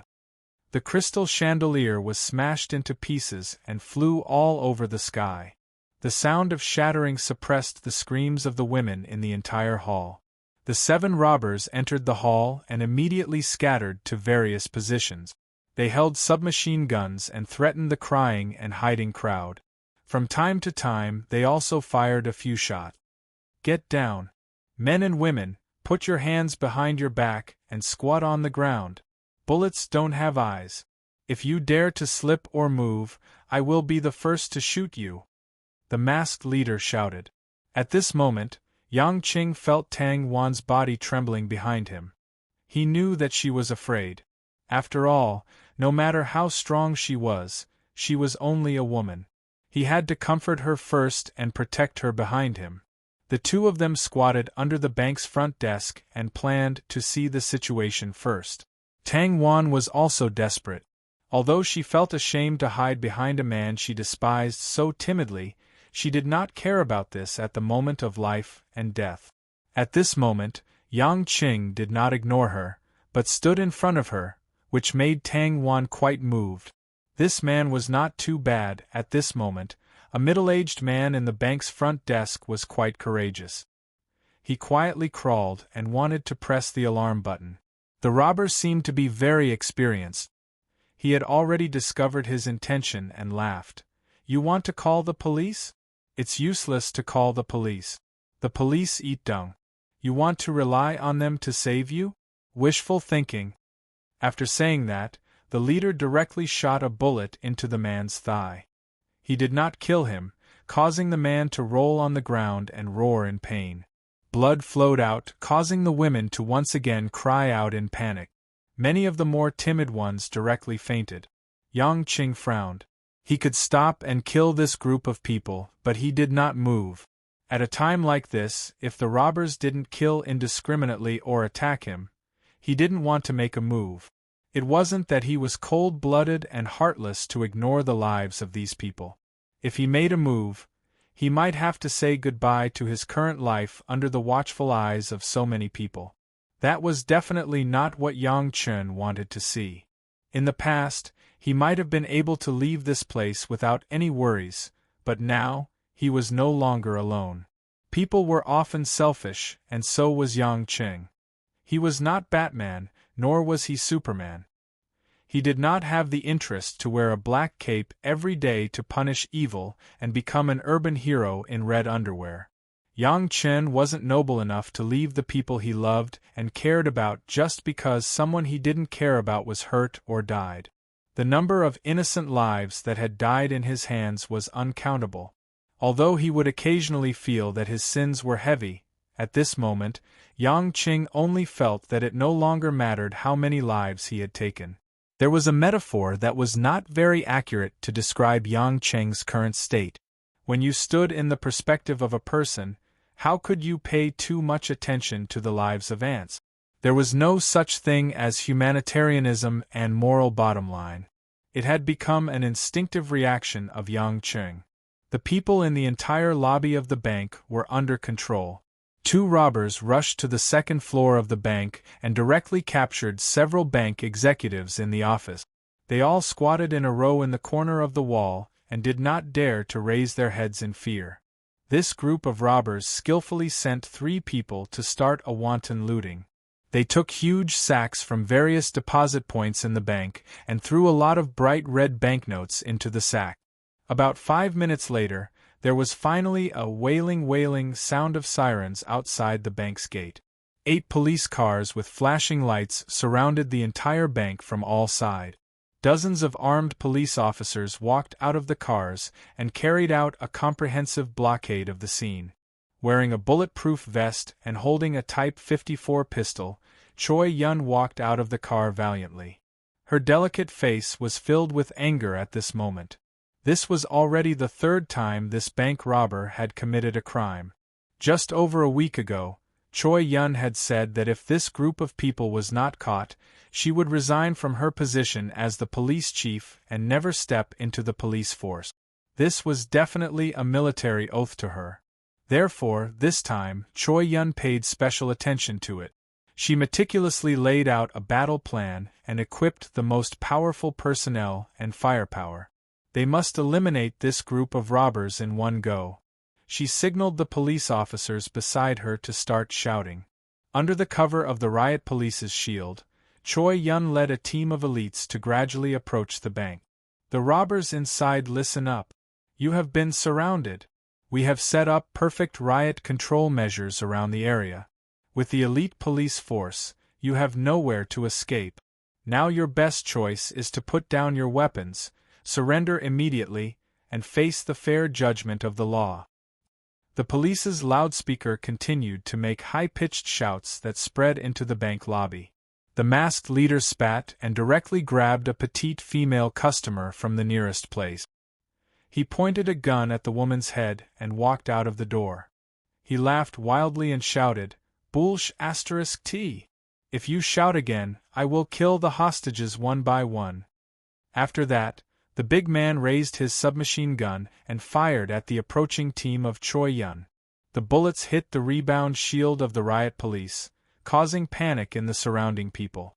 The people who were watching from afar were even more excited, but they were afraid to get too close. Kai Yen's face was covered in dust, and her beautiful oval face was flushed with anger. However, the robbers' firepower clearly didn't allow her to get any closer. She had no choice but to retreat to the side of the police car with her team. A young police officer nervously ran to Choi Yun and asked, "Chief, there are at least 30 hostages inside. How can we break in?" "Is the sniper here yet?" Choi Yun asked calmly. "Still on the way. He will arrive in 10 minutes. 10 minutes? Choi Yun was so angry that she almost threw her gun away. So slow.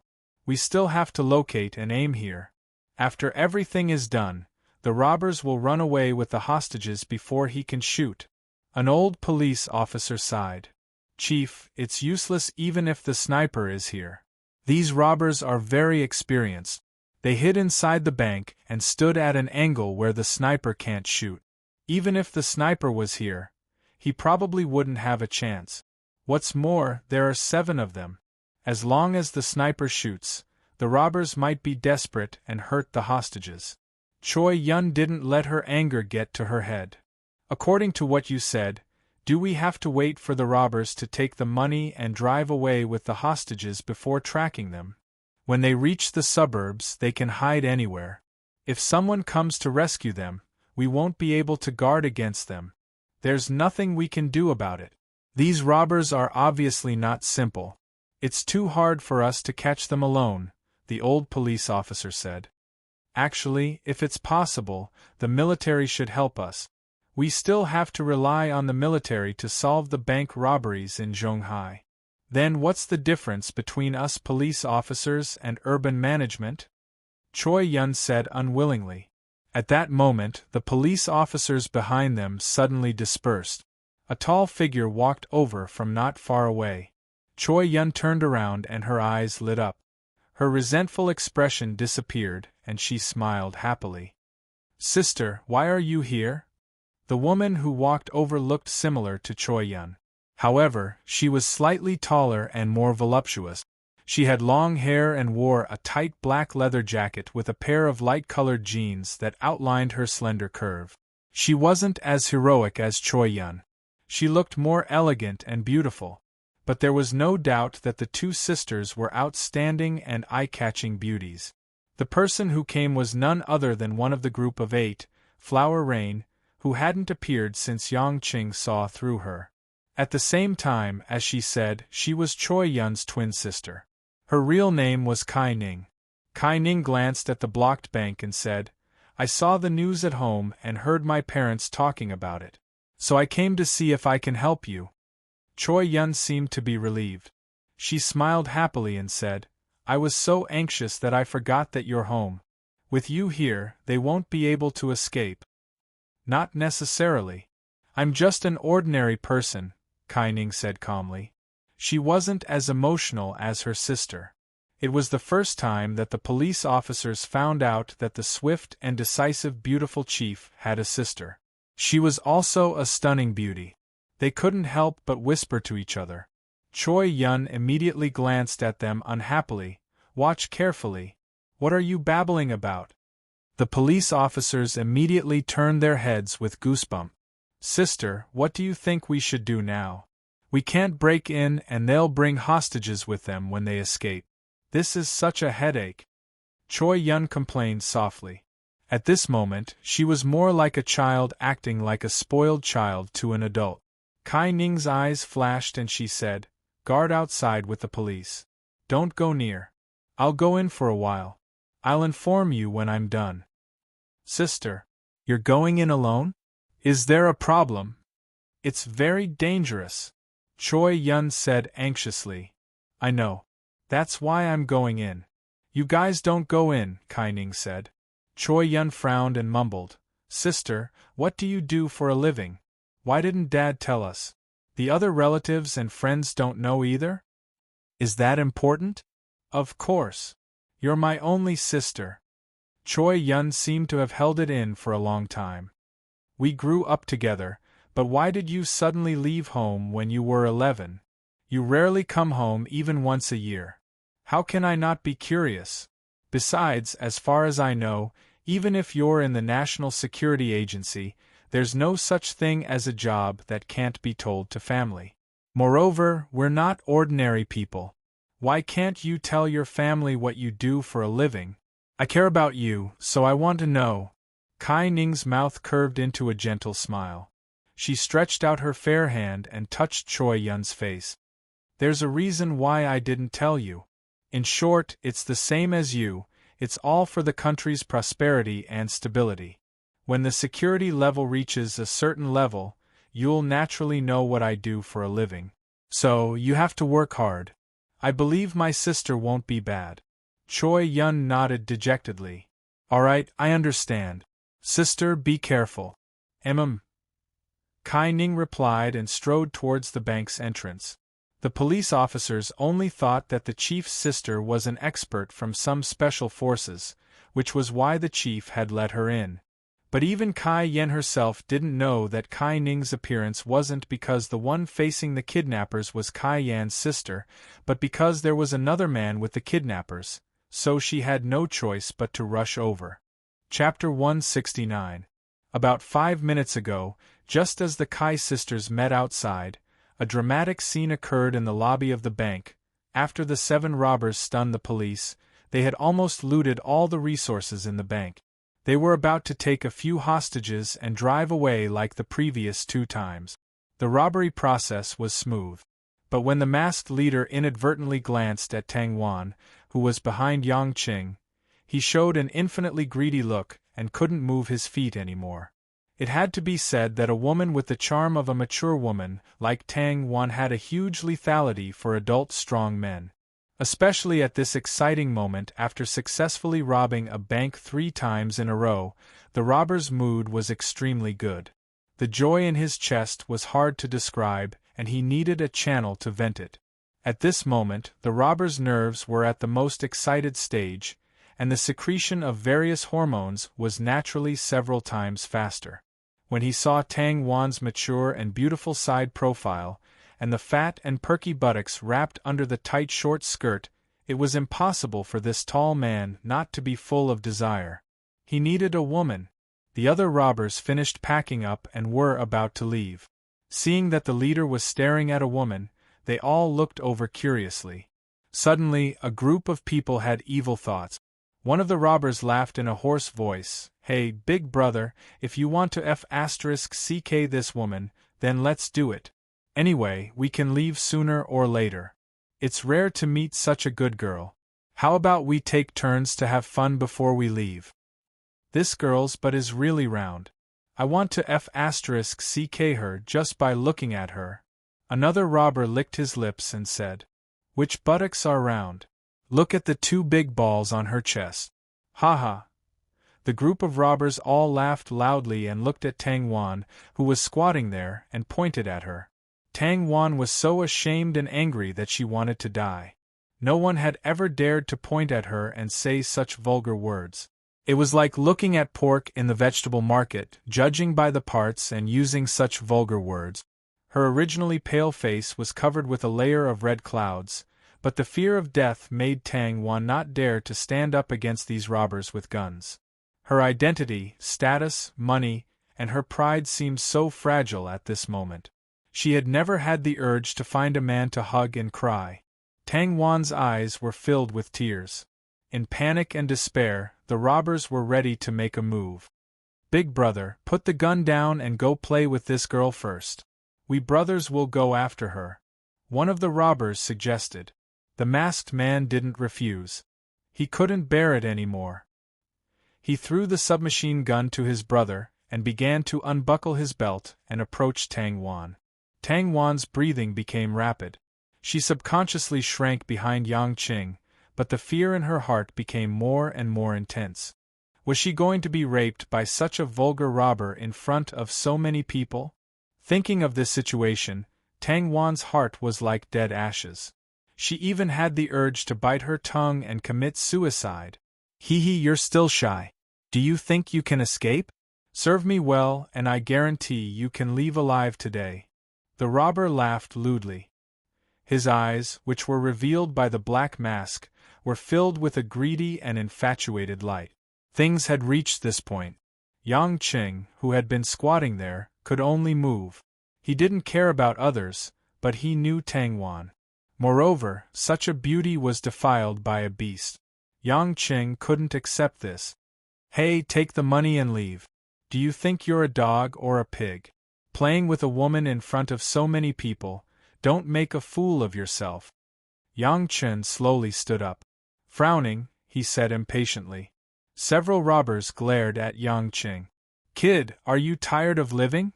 Several people instantly aimed their submachine guns at Yang Qing. Tang Wan, on the other hand, raised her head with teary eyes and looked at Yang Qing in astonishment. As she was looking up, Yang Qing's back seemed exceptionally tall. However, Tang Wan's heart was shaken. She never expected that this playboy whom she had always felt wasn't much, a man who had no qualities other than his strength, would stand up for her and scold the criminals in a situation where a gun was pointed at him and he could be shot at any time. Suddenly experiencing the feeling of being protected by a man, Tang Wan was a bit absent-minded. This feeling was too unfamiliar, but it was too deep. She felt as if her heart was placed on soft cotton, warm and comfortable, making her feel much more at ease. People would think a lot at the critical moment of life and death. Yang Qing's performance undoubtedly made Tang Wan think that Yang Qing had a great determination to protect her chastity with his life. But the two of them didn't have much interaction at all. She even kept a distance from him, and from time to time she would mock his flirting. Why did he do this? Who am I to him? What does he want? One by one, questions that wouldn't have been there were all poured into Tang Wan's mind, making her almost forget the desperate situation she was in. Her thoughts were so chaotic that she couldn't extricate herself. The masked macho man glanced at Yang Qing and stopped a few of his accomplices who were going to shoot. He sneered and said, "Your courage is not small. You still want to be a hero to save the beauty. I can't stand a gigolo like you. Today, I won't use a gun. I will knock you down in front of you first. Then, I will play with women and let you see what is reality." After that, the masked macho man reached out his big hand and intended to grab Yang Qing's neck. In Yang Qing's view, this action was as clumsy as a bear. Naturally, he didn't feel any pressure. After he slapped the masked man's hand away, he waved his right hand. Pa! The masked macho man was suddenly slapped with lightning speed. The strength brought by the slap was so strong that he was stunned for a moment. He felt dizzy and couldn't stand still. He leaned on the bank counter in front of him to support himself. He touched his face that seemed to be swollen from the slap with one hand. His eyes were full of confusion, as if he had forgotten how he was hit. He looked at Yang Qing with his mouth wide open, unable to say a word. The other robbers were also dumbfounded. Yang Qing's attack speed made them dizzy. At this moment, seeing their most valued boss get hit, it made them momentarily forget to raise their guns against Yang Qing. Yang Qing was already full of displeasure. Now that he was going to do it, he couldn't be bothered to hide it anymore. He opened his mouth and scolded, "You motherf asterisk cur. Can you f asterisk king robbers have some professional ethics? How can you always rob in the same city? It's fine if you keep robbing here, but at least come back after a while. The commoners haven't even saved enough money, and you guys come back. Aren't you f asterisk king bored out of your mind? Also, it wasn't easy for me to come here to withdraw money, and the staff refused to transfer it to me, so I endured it. I was just about to see their manager. Why are you guys here to cause trouble? If you want to rob, why do you have to choose when I'm taking the money? If you want to rob, then hurry up and rob. After you're done, hurry up and leave. Making such a big commotion, are you acting? Do you think this is a Korean TV series, with 100 or 200 episodes of scam? Are you even going to let me take the money? Now that you've taken the money and shot the bullets, you still want to play with women? You want to play with women in the bank? Are you a savage, or did you crawl out of a cave? You can play with women, but why did you choose a woman I know? Couldn't you have just chosen an ugly one? I'll just turn a blind eye to it, but you just had to choose the one behind my back. I won't talk to you anymore. You guys still have to take turns. When all of you are done, then we'll have to wait until the sun sets. I still want to eat lunch and go back to play games. What the hell are you guys wasting time for? Now let me tell you, scram as far away as you can. What kind of robber are you dawdling about? Are you guys menopause, or do you come on those few days of the month? As soon as the call ended, the 7 robbers were stunned and speechless. Tang Wan, who was squatting, also looked at Yang Qing in a daze. All the hostages also looked at Yang Qing, and the scene was silent. After a while, the robbers came back to their senses and angrily cursed, "Mother ***, this kid is cursing us in a roundabout way. It seems like he's cursing us in a roundabout way. Block him with bullets." The robbers immediately raised their guns and were about to shoot at Yang Qing. Tang Wan shouted, "Don't!" Only then did she realize that Yang Qing was standing up for her. If he died like this, she might have to live under this shadow for the rest of her life. But how could Yang Qing be hit so easily? Almost at the moment when the robbers raised their guns, Yang Qing had already pulled the burly man in front of him. The burly man couldn't withstand Yang Qing's enormous strength at all. After being dragged in front of him, he felt a heavy blow on the back of his neck and immediately lost consciousness. "Shoot, this human cushion will be penetrated after a few more shots." Yang Qing leaned to the side and said while hiding behind them. This was something that couldn't be helped. Compared to killing these people, it was more low-key to catch someone to block the bullet. But the robbers weren't stupid. One of them directly moved his gun and aimed at Tang Wan, who was beside Yang Qing, and said with a strange smile, "Don't you want to protect this woman? Then I'll shoot her first." Tang Wan closed her eyes. In fact, she also knew that with so many people and so many guns, Yang Qing's resistance would be useless. That little bit of hope just now had withered at this moment. "Shoot your sister." Yang Qing didn't give him any extra time. Without waiting for the robber to pull the trigger, he directly threw the burly man in his hand at the robber. The 200-pound body smashed towards the robber like a human cannonball, directly smashing the robber to the ground. "Brother, let me tell you, a man can point a gun at a woman, but only the one between his legs," Yang Qing said in a serious tone with a teaching tone. The scene of beating up the robbers was supposed to be so satisfying for the men and women present, but Yang Chen's words made everyone's jaws drop. Tang Wan walked around the line of life and death again. Seeing that she was saved by Yang Qing again, her heart was filled with gratitude and harmonious affection. But when she heard Yang Qing's extremely straightforward words, she also blushed and felt a burst of embarrassment for Yang Qing. This guy really, even at this time, he still didn't forget to act like a hooligan. Chapter 170. But no matter what, there were still 6 robbers at the scene, and they were about to enter a frenzied state. Each of them revealed a ferocious look, and they hated Yang Qing to the core. "F***CKU, go to hell!" One of them shouted, and was about to shoot at Yang Qing. But just as everyone closed their eyes, as they couldn't bear to watch this cruel scene, the scene suddenly changed.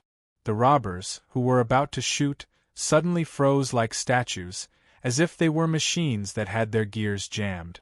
They stopped moving halfway and became motionless. Their pupils started to slacken, and the submachine guns in their hands fell to the ground, making the sound of metal clashing. Then all 6 of the robbers' legs went soft, and they staggered and kneeled on the ground. Then they laid on the ground like dead pigs, twitched a few times, and stopped moving. Just as all the hostages at the scene were shocked, Kai Ning, who was walking up the stairs at the entrance of the bank, retracted her beautiful hand, turned around gracefully, and walked back in the direction she came from. This scene was a little strange, and the people at the scene didn't understand why the robbers would suddenly roll their eyes and fall to the ground. But without a doubt, that beautiful woman had done a miraculous rescue. But because it was all too strange, no one dared to breathe, and they could only watch as their savior left. Yang Qing also heaved a sigh of relief.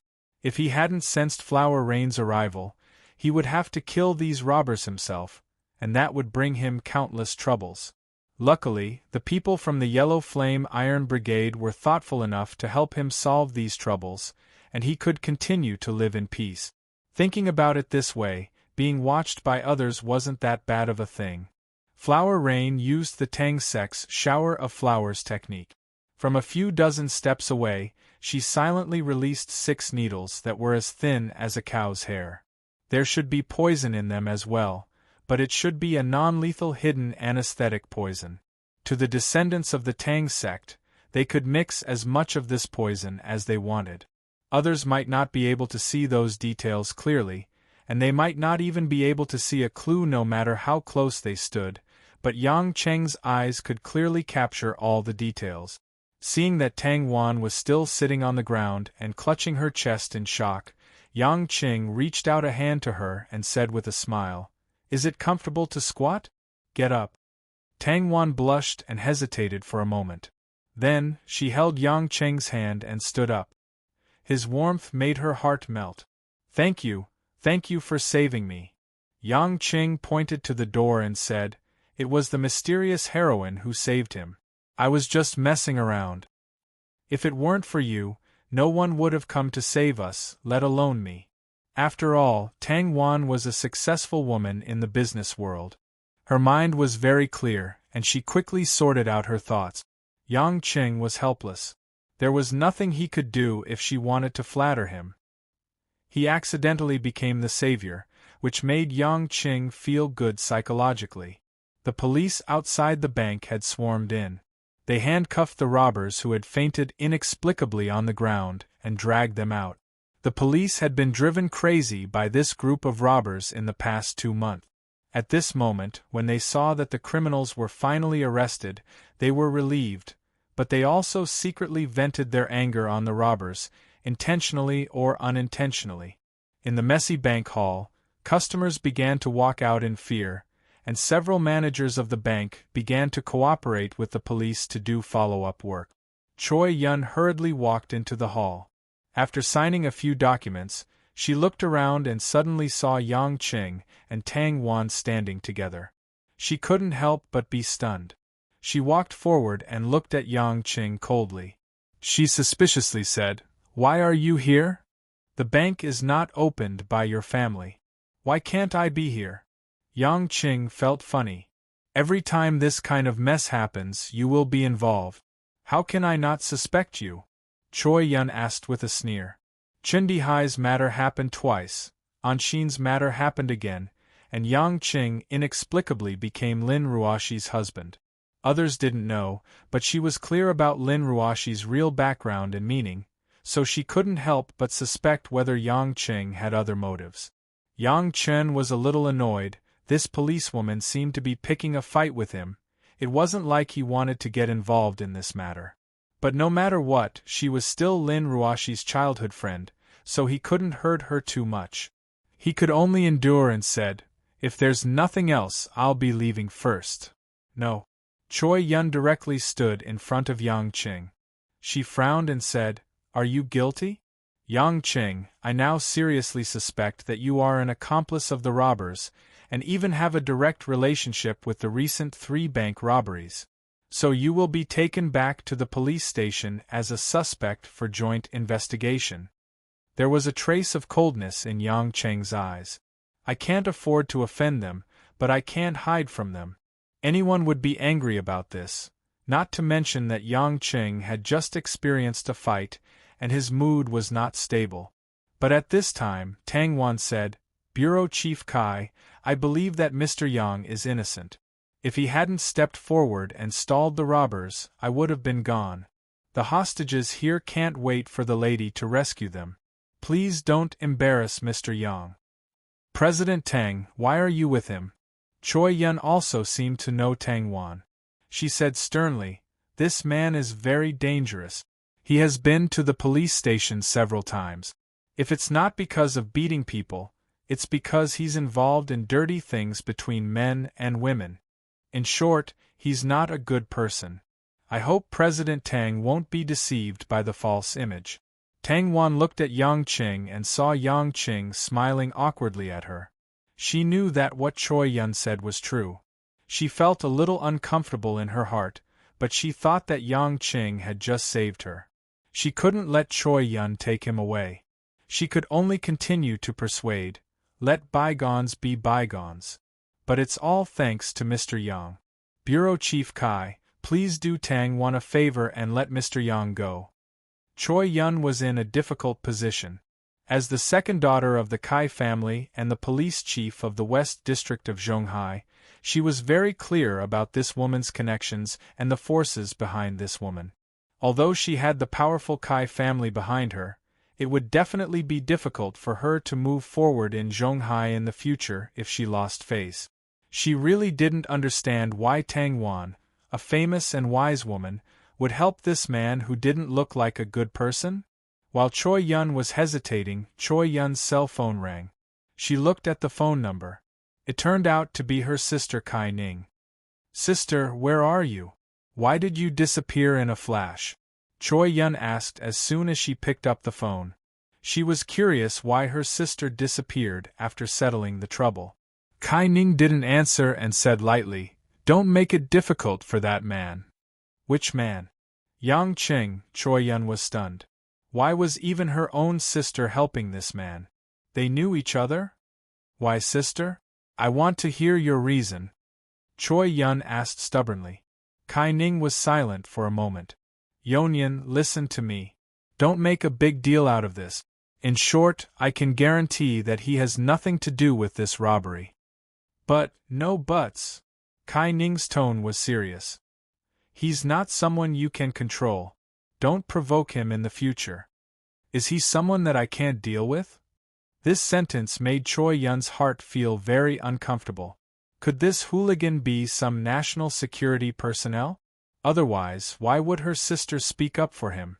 After hanging up, Choi Yun looked a little depressed. She looked up and saw Yang Cheng's impatient look. She was even more annoyed, but she couldn't go against her sister's wishes. She took a deep breath and gritted her teeth. All right, since President Tang has spoken up for you, I'll let you go today. But if something like this happens again, I won't let you off. Tang Wan smiled. Thank you, Bureau Chief Kai. Yang Qing didn't want to stay any longer. He nodded at Tang Wan to express his gratitude and left the bank lobby. Tang Wan saw that Yang Qing had left and wanted to stop him, but she didn't know what reason to use. She could only look away gloomily, her heart in a mess. Yang Qing walked out of the bank lobby and was about to take advantage of the chaos to leave quietly. But suddenly, a large group of reporters with microphones and cameras rushed towards him. It's him, it's him. Sir, are you that hero? Everyone was shouting and talking at the same time. The surrounding people immediately focused their attention on Yang Qing. The camera flashes kept flashing, and the situation was a little out of control. Yang Qing gulped. What's going on? A group of reporters suddenly formed a semicircle with their microphones and placed them in front of Yang Qing, forcing Yang Qing to take a few steps back. Sir, I heard from the other hostages that you heroically held back a robber who was trying to rape a woman. Is that true? Sir, what's your name? What's your occupation? Sir, can you tell us the specific situation at that time? The reporters' questions came one after another, and their voices were sharp. But it also made Yang Qing understand that one of the hostages who walked out had told them about his performance and pointed out that the person was him. The world needed good people, but there were many good people. After all, most of the bad people were in prison. So, everyone needed heroes. Heroes were worth more than good people. Otherwise, why would there always be people drawing heroes in comics and movies? Moreover, there were so many people who were willing to pay to see those fictional heroes. When a real-life urban hero appeared in front of the reporters, how could the reporters let it go so easily? Hype and gossip were enough to make this news topic sell like crazy. Yang Qing was filled with hatred. He didn't know who was so talkative. Wasn't this forcing him to become famous? Just as Yang Qing was depressed and didn't know what to do, the two cameras in front of him suddenly exploded with a ping, ping sound, and white smoke came out as they burned. Without waiting for the reporters to react, the cameras in the hands of the other reporters also suddenly had a chain reaction. Pring pring pring pring. A series of muffled sounds rang out, and all of them turned into broken pieces, as if they had been blown up by a time bomb. Seeing this opportunity, Yang Qing immediately retreated. With his running speed, he naturally wouldn't be caught by the reporters. The reporters were all scared silly. What was going on? They had just finished taking photos and recording videos. Why were all the equipment destroyed? What was even stranger was that all the camera equipment's storage device was destroyed. This really made the reporters look at each other. After all, this kind of thing was too strange. Yang Qing, who ran away from the scene, quickly ran into a few small streets. After shuttling back and forth for a while, he came to a quiet street corner next to a newsstand. At the side of the newsstand, a woman wearing sunglasses was sitting at an open-air coffee table. She was holding a newspaper in her hand and reading quietly. Yang Qing sat opposite the woman, took a deep breath, and said with a smile, "I didn't expect the Tang Sec's hidden weapon technique to be able to do this. It's even better than bullets. I don't even know how I destroyed those equipment. If you want to be famous, I can ask the reporters to take photos of you again." Flower Rain put down the newspaper in her hand and looked up at Yang Qing. Yang Qing hurriedly waved his hand. "Don't, really, I was just joking. I didn't mean anything else. Both of you sisters are so serious. If you don't have a sense of humor, your future boyfriend will be exhausted." A cold light flashed across Kai Ning's eyes behind her sunglasses. "I can't beat you, but that doesn't mean you can bully me. TSK. Yang Qing took a deep breath and smiled awkwardly. "Miss Flower Rain, you're being too serious. I'm just thanking you for helping me out. You don't mind us knowing your whereabouts?" "I do, but there's always a gain and a loss.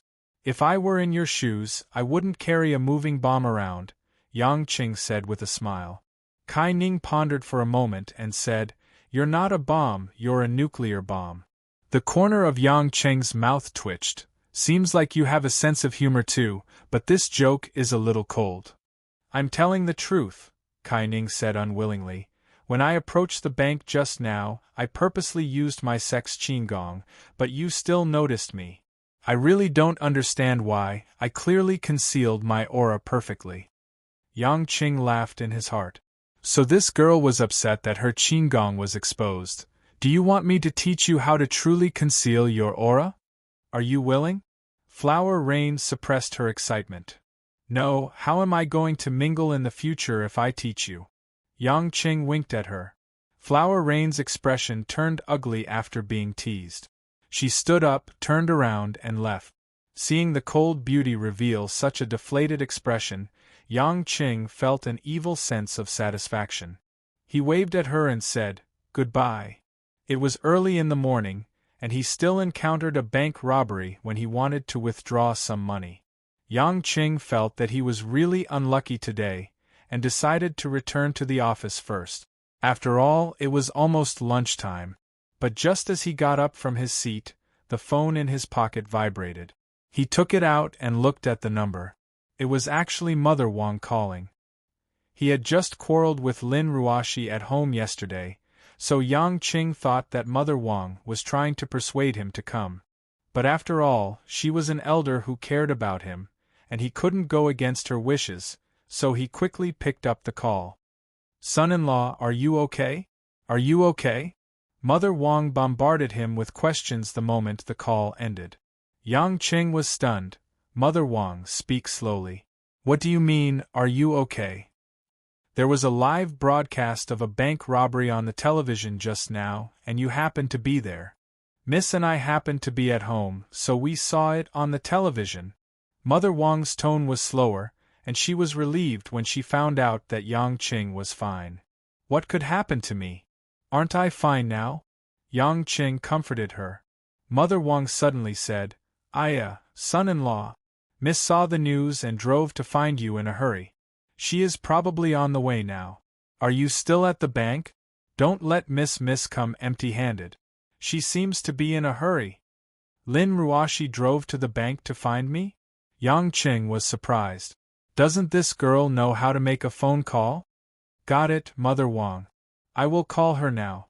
Then I will hang up first." Mother Wang smiled with relief.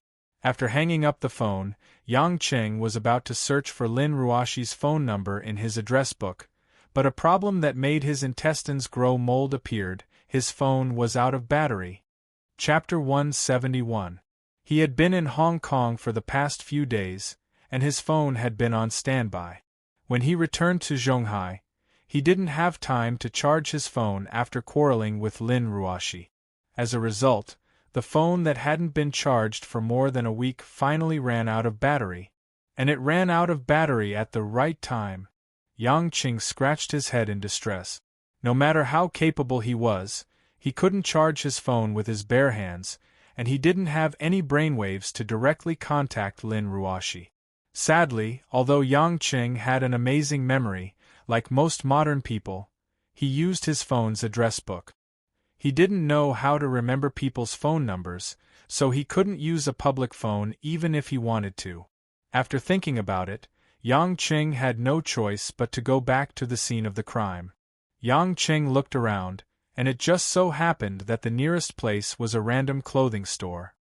He ran in quickly, glanced around casually, and chose a short-sleeved shirt and cropped pants from a few clothes racks. He also took a sun hat and ran into the fitting room. 3 minutes later, Yang Qing walked out of the clothing store with a different look. He lowered his head and dressed in a hip-hop outfit. It was impossible to tell that he was the original office worker. At the same time, at the entrance of Huaxia Bank, the police surrounded the crime scene with yellow warning banners. Even the reporters were blocked outside, and the public was not allowed to enter at will. The internal police were questioning the bank's senior management about the details of the crime, and many investigators were collecting specific evidence of the crime in the scene in an orderly manner.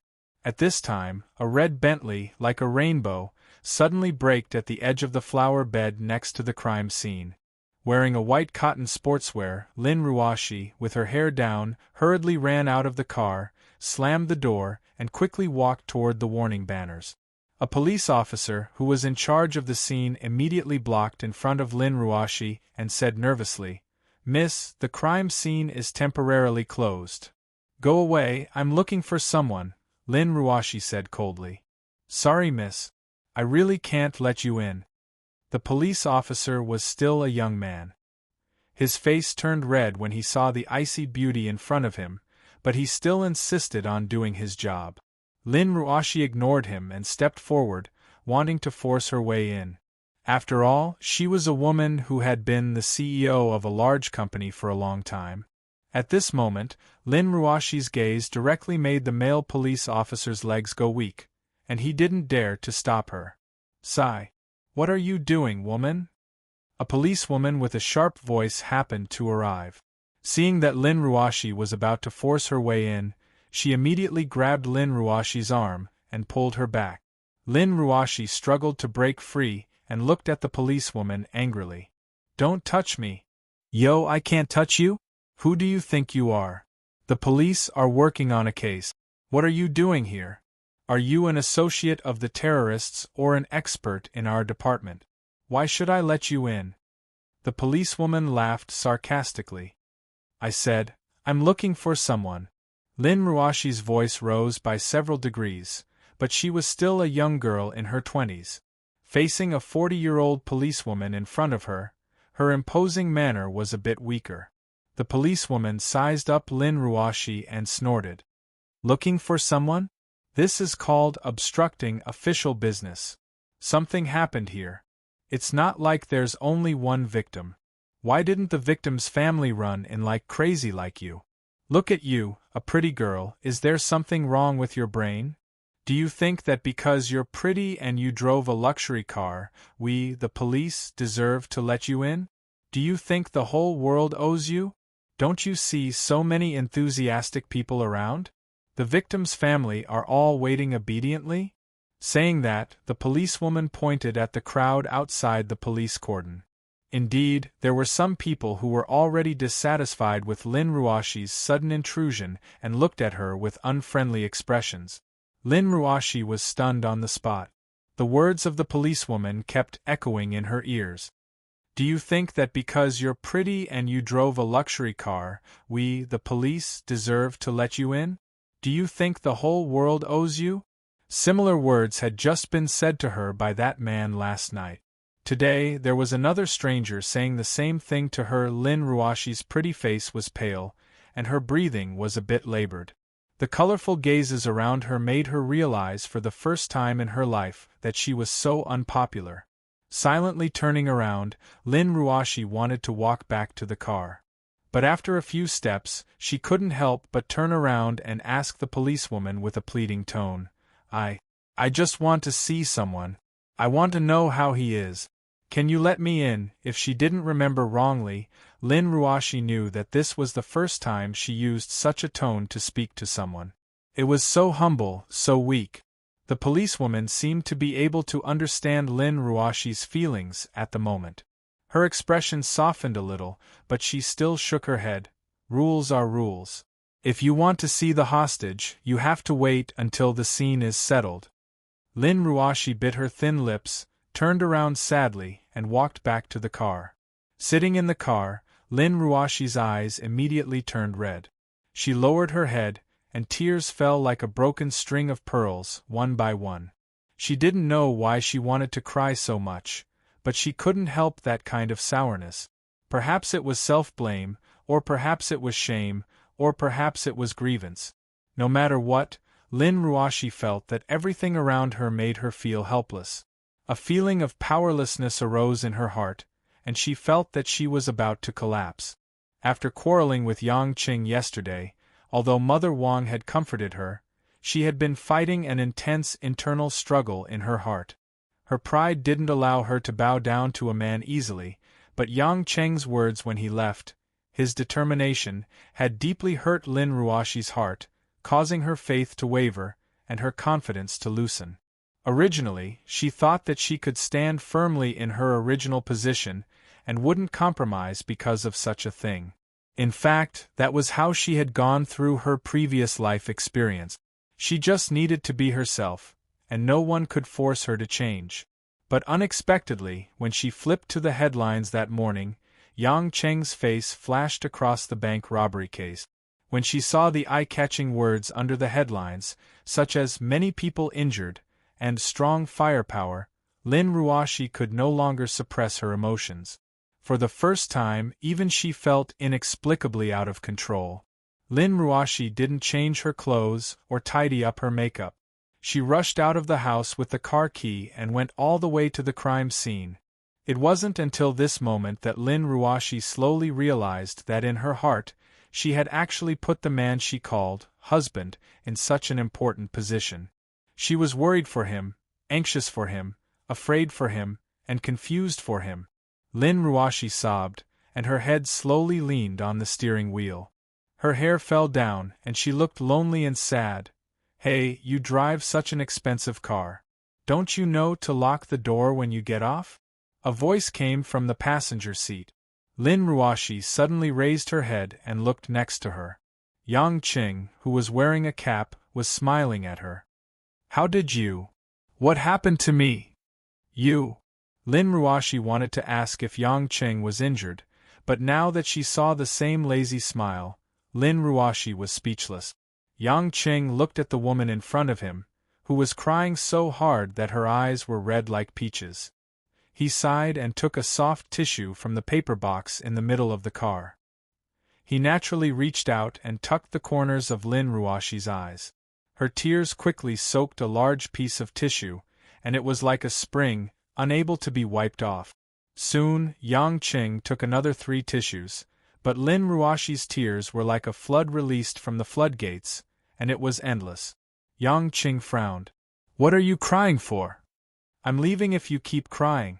"Are you done with your crying?" When Lin Ruoshi heard that Yang Qing was leaving, she immediately reached out to wipe her eyes and choked back her tears. She pouted her pink lips and looked at Yang Qing pitifully without saying a word. Phew!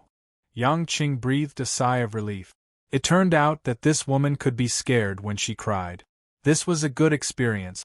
He smiled and said, "I say, General Lin, can't you give me a call or something? Why did you drive here in such a hurry? And you still want to barge in?" This is not the style of the wise and calm General Lin. Lin Ruoshi rubbed the corner of her clothes and whispered, I was too anxious just now." Yang Qing was stunned. "Too anxious? What's the rush? Anxious for me? Anxious to the point that I can't make a rational judgment, and even want to barge in and confront the police." He thought that she was silly just now, but now she seemed so cute. Thinking about it, Yang Qing's heart warmed. This was a different kind of warm feeling. Yang Qing didn't know whether it was the love of a partner or the care of a family, but he suddenly enjoyed the sound of Lin Ruoshi's sobs at this moment, because it made him feel his weight in a woman's heart. No matter how powerful a person was, what he did was nothing more than to let the people he cared about appreciate and value him. Narcissism was just boring self-comfort. "Yang Qing, are you okay?" Seeing that Yang Qing didn't speak, Lin Ruoshi thought that he was not feeling well or injured, so she immediately asked. Yang Qing shook his head. "I was just thinking, why were you anxious when I treated you like that last night?" Lin Ruoshi lowered her head and was silent for a moment. Then she said, "I'm sorry, it's my fault. I was too much and too willful. I apologize to you." Although he was mentally prepared, Yang Qing was still surprised to hear such words from Lin Ruoshi's mouth. He smiled and said, "General Lin, I'm very flattered by your sudden action." Lin Ruoshi pursed her lips. "You still won't forgive me, right? I've never really resented you.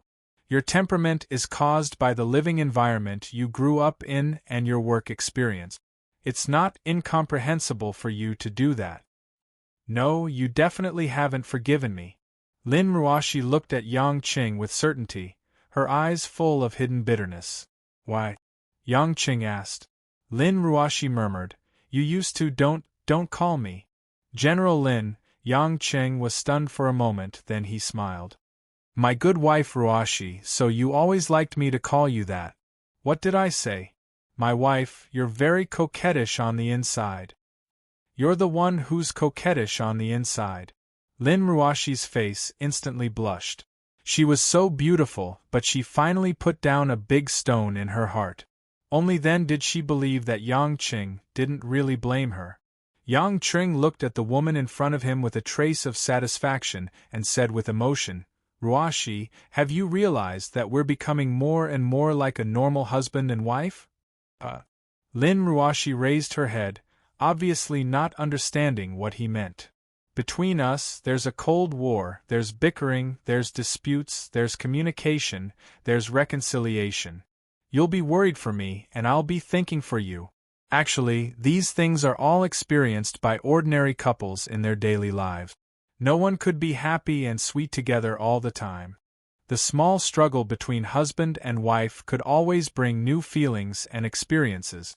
Of course, we're still lacking a lot, such as sweet words, support each other, understanding and tolerance," Yang Qin said slowly, "but I think we're definitely heading towards the most beautiful destination. One day, we'll be able to enjoy the happiness that ordinary couples have. As long as we can trust each other, that day won't be too far away. Look, the current you, can't you already accept me calling you little Ruoshi, baby Ruoshi?" After saying that, Yang Qing winked at her. Lin Ruoshi was a little fascinated. She calmly smiled and nodded. "I'll try my best to change it. Next time you go on a business trip, I'll call you to express my concern." Yang Qing didn't know whether to laugh or cry. This girl took it as a call to express her concern the next time he went on a business trip.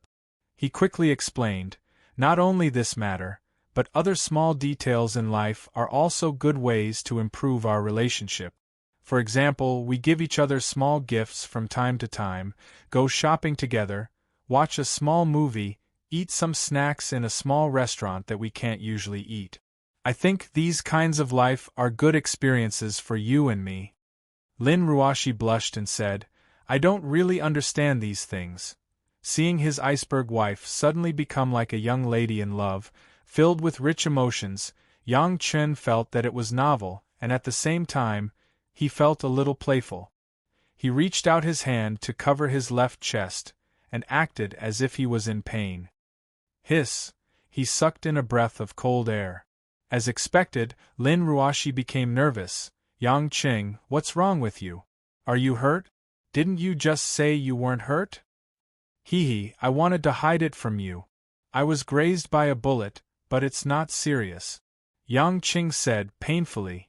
When Lin Ruashi heard, grazed by a bullet, she immediately asked, what should we do? I'll send you to the hospital, right now. No need. Yang Qing sincerely said, put your hand on my chest, touch it, rub it, and I'll feel much better. Oh, Lin Ruashi didn't think too much. She stretched out her white and slender palm, wanting to press on Yang Qing's chest. Suddenly, Lin Ruashi's movement paused. Her watery eyes, which were originally filled with worry, were filled with a layer of doubt. Gradually, the doubt turned into a dark cloud. Her pretty face, which had a concerned expression, also returned to its usual frosty expression, and even became a lot colder. Lin Ruashi sneered and asked Yang Qing, what kind of gunshot wound? Is it that if I rub it with my hand, you'll feel much better? Yang Qing knew that his little trick had been seen through by Lin Ruashi, who had regained her calmness, so he could only smile. Yang Qing, you just said that we should trust each other. You lied to me so quickly. After a scream, the car shook. Under the surprised gaze of many people, Yang Qing escaped from the front passenger seat in embarrassment. He didn't even close the door as he ran away from the scene.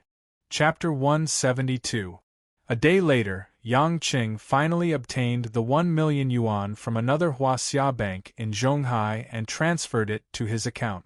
With this, Yang Qing became a millionaire for the first time since he returned to China.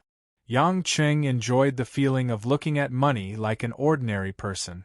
On Wednesday afternoon, Yang Qing and Li Jingjing made an appointment to meet at the Zhonghai Furniture Mall to help Li Jingjing buy some furniture. Li Jingjing came with a white sequined purse and wore a light yellow chiffon dress. She didn't have any makeup on her face and looked delicate and charming.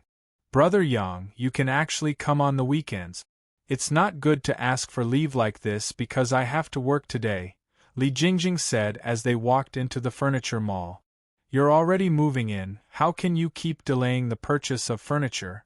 It's just half a day of classes, your students aren't so stupid that they can't get into university without you.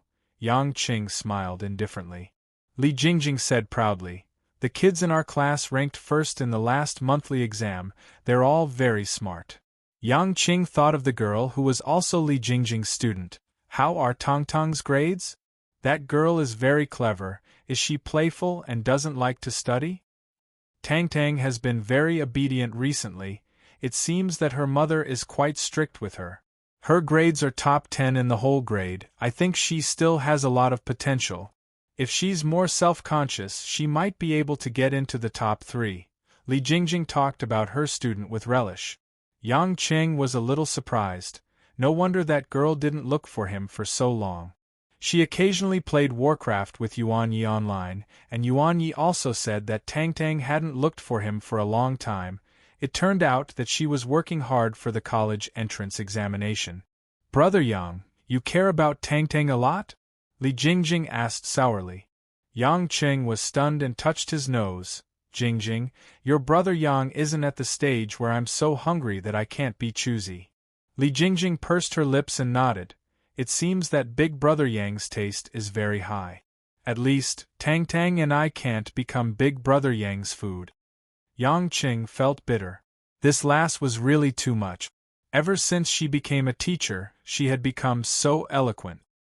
He pretended to be ignorant and said, "What food? I'm here to buy you furniture today. Don't play these guessing games with me." Li Jingjing glanced at him and said, "Oh."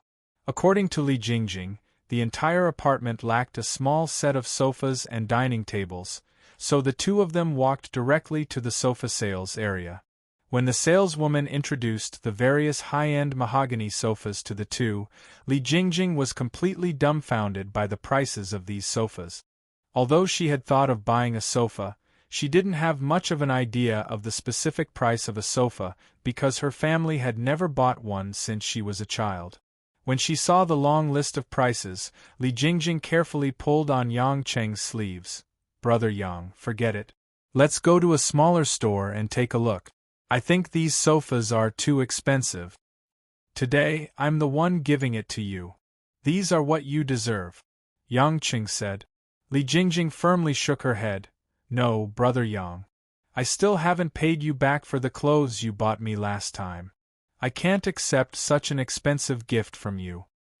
I already said, these are what you deserve," Yang Qing sternly said. "When I returned to China, I was unfamiliar with the people and the place. If it wasn't for Jingjing trusting me and letting me get to know your family, I wouldn't have been able to integrate into this society so quickly. Maybe you don't know, but when I returned to China, I had some psychological problems. Thanks to you, I quickly returned to my normal state. I didn't tell you before, but I'm telling you now. I hope you don't have too much guilt. These monetary returns are far from the help you gave me." Although Li Jingjing didn't know what kind of help Yang Qing was talking about, she knew that Yang Qing was only repaying her. The sense of guilt in her heart was reduced, but at the same time, there was an infinite sense of loss. After all, he was only repaying her rationally, not because of any feelings. Yang Qing saw Li Jingjing's sadness, but he couldn't say anything more. Li Jingjing was different from other women who were close to him. Her parents, Old Li and his wife, were friends to him. If he regarded Li Jingjing as a lover, maybe Li Jingjing would accept it happily, but he had no face to face Old Li and his wife. He could only take care of her as a younger sister and give her care and care in life. For Yang Qing to accept Li Jingjing's feelings from time to time without any scruples, it was as difficult as ascending to heaven. Just as Yang Qing decided to buy a light orange sofa, a voice that he didn't like to hear suddenly appeared in front of him. "Mr. Yang, I didn't expect to meet you here." Xing Xinlin, who was wearing a black suit and a pair of black-rimmed glasses, suddenly walked over slowly from not far away. With a strange smile on his face, he looked between Yang Qing and Li Jingjing, intentionally or unintentionally. After the battle of words with Xing Xinlin that night, he hadn't seen this so-called senior again. He didn't expect to meet him on such an occasion. "Director Xing is also here to look at the furniture?" Yang Qing smiled relaxedly, while Li Jingjing, who was behind him, stood behind Yang Qing with a bashful expression. Xing Xinlin touched the nearest sofa emotionally. "I just moved to Zhonghai not too long ago, and my house still lacks a sofa. I like to decorate the place I live in myself, so I came over to take a look." "Then Director Xing, take your time to look. We have already finished looking." "Sigh, Mr. Yang, why are you in such a hurry? I was just about to say that when I was still in school, I also came here to buy furniture for myself. However, at that time, I still had Ruashi to accompany me. It's just that I didn't expect that things would remain the same, but people would change. Looking at this scene, I feel very emotional," Xing Xinlin said with a smile that wasn't a smile. Yang Qing was in a bad mood. Why would Lin Ruashi accompany me to buy furniture for no reason? However, he knew that he couldn't show it, so he casually said, "This means that Director Zheng's charm isn't enough. What shouldn't be yours will never be yours. Of course, I'm not as charming as Mr. Yang. Marrying such a beautiful woman and having so many beauties to accompany you. I wonder who the beautiful lady beside Mr. Yang is to you? Zhang Xinlin finally asked the most important question. However, when Li Jingjing heard this question, she perked up and looked at Yang Qing nervously. This was also a question that she had always wanted to ask, but she didn't dare to ask it. This was because she was afraid that the answer would completely shatter her dreams. Yang Qing was silent for a moment, then said calmly, "This Miss Li is the daughter of a good friend of mine. I treat her like my younger sister." Mr. Zheng, don't think too much. Younger sister? Li Jingjing turned her head away and bit her lip. Although she had already guessed that this would be the answer, she was the only one who could understand the feeling of actually hearing it. A hint of understanding flashed through Zhang Xinlin's eyes, and his smile became even gentler. "So that's how it is. I'm really envious that even Mr. Yang's younger sister is so pure and refined. If there's nothing else, we'll be leaving." Yang Qing really had the urge to punch Zhang Xinlin, because Zhang Xinlin's smile made him feel very uncomfortable. Furthermore, it was as if there was a treacherous plot brewing in this guy's heart. After paying and arranging the details of the furniture delivery, Yang Qing brought Li Jingjing back to the car and drove towards Li Jingjing's apartment. In the car, Yang Qing saw Li Jingjing's sorrowful expression and sighed. "Jingjing, I'm sorry. Big Brother Yang, you don't have to be sorry. I already know my position in Big Brother Yang's heart, and I won't ask for anything." Li Jingjing raised her head and forced a smile. "Big Brother Yang, that guy seems to be full of hostility towards you. He was my wife's senior in university. He was very dissatisfied with me marrying my wife." Yang Qing didn't hide anything.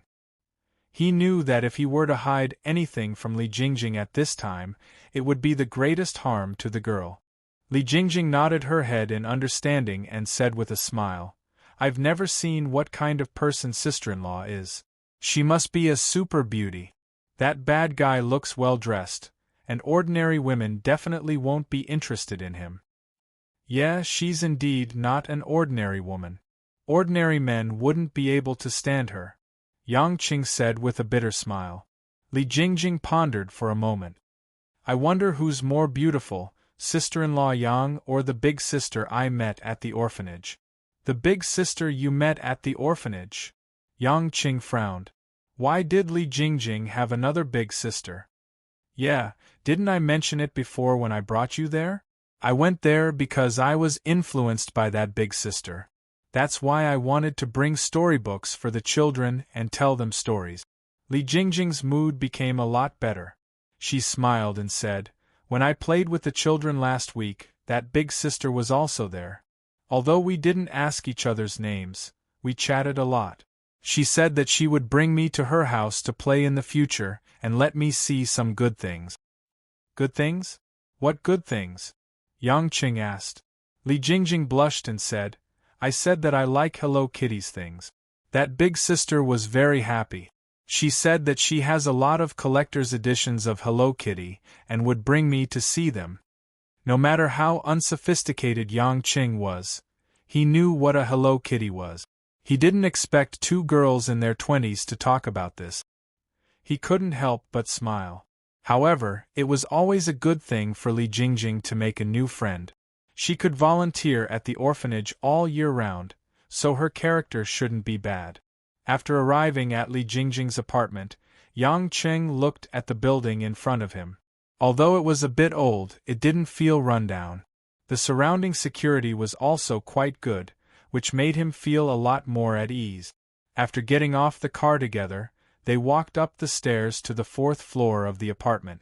At the entrance of Li Jingjing's apartment, the two saw a person sitting at the staircase in front of the door. The two couldn't help but be stunned. Chapter 173. "Dad, why are you here?" Li Jingjing called out softly. Old Li stood up from the staircase. He was holding a cigarette in his hand. He had been smoking by himself in silence, as if he was thinking about something. "I'm worried about you, so I came to take a look." Old Li smiled kindly at Li Jingjing, then looked at Yang Qing and said, "Xiao Yang, you're here too. We haven't seen each other for a long time." Yang Qing saw that old Li was a little uncomfortable, so he roughly understood in his heart. He smiled and said, "Yeah, there's been a lot of things recently, but I still go to the market to buy breakfast. I just haven't seen you much." Old Li nodded and hesitantly looked at Li Jingjing and Yang Qing. "You guys. What did you guys do?" "Dad, Brother Yang brought me to buy some furniture. He said that he wanted to look at my house," Li Jingjing explained. "Don't think too much." Old Li sighed. "Jingjing, don't blame me for talking too much. Your mom hasn't been in a good mood these days. It's fine if you move out alone, but you can't always ignore her words. Marriage is not a joke." Li Jingjing lowered her head and remained silent. Yang Qing knew that these words were actually meant for him, but Old Li gave him face and didn't directly ask him to leave Li Jingjing. "Xiao Yang, don't blame me for talking too much. I only have one daughter, Jingjing." Old Li said with a dry face, "I heard from Jingjing that you're already married. You should also pay attention to your image. If you get too close, it won't be good for the both of you." Yang Qing nodded in understanding. He looked at Li Jingjing, whose face was a little pale, and felt helpless in his heart. In the end, he still couldn't play the role of an ordinary person. Indeed, as a parent, how could he tolerate his only daughter being with a married man? She was still so young, so beautiful, and so pure. He had always simplified some things too naturally, often neglecting the feelings of ordinary people. In the current situation, he really shouldn't make things difficult for Old Li and his wife. Perhaps it would be good for everyone to keep a distance from Li Jingjing. "Jingjing, I'll leave first. I'm relieved to know that your place is safe.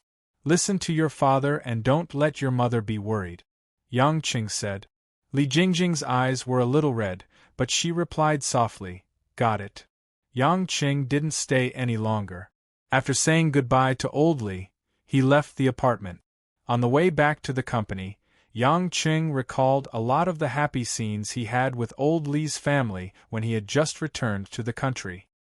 He really felt guilty to their family and made up his mind not to take the initiative to contact Li Jingjing in the future.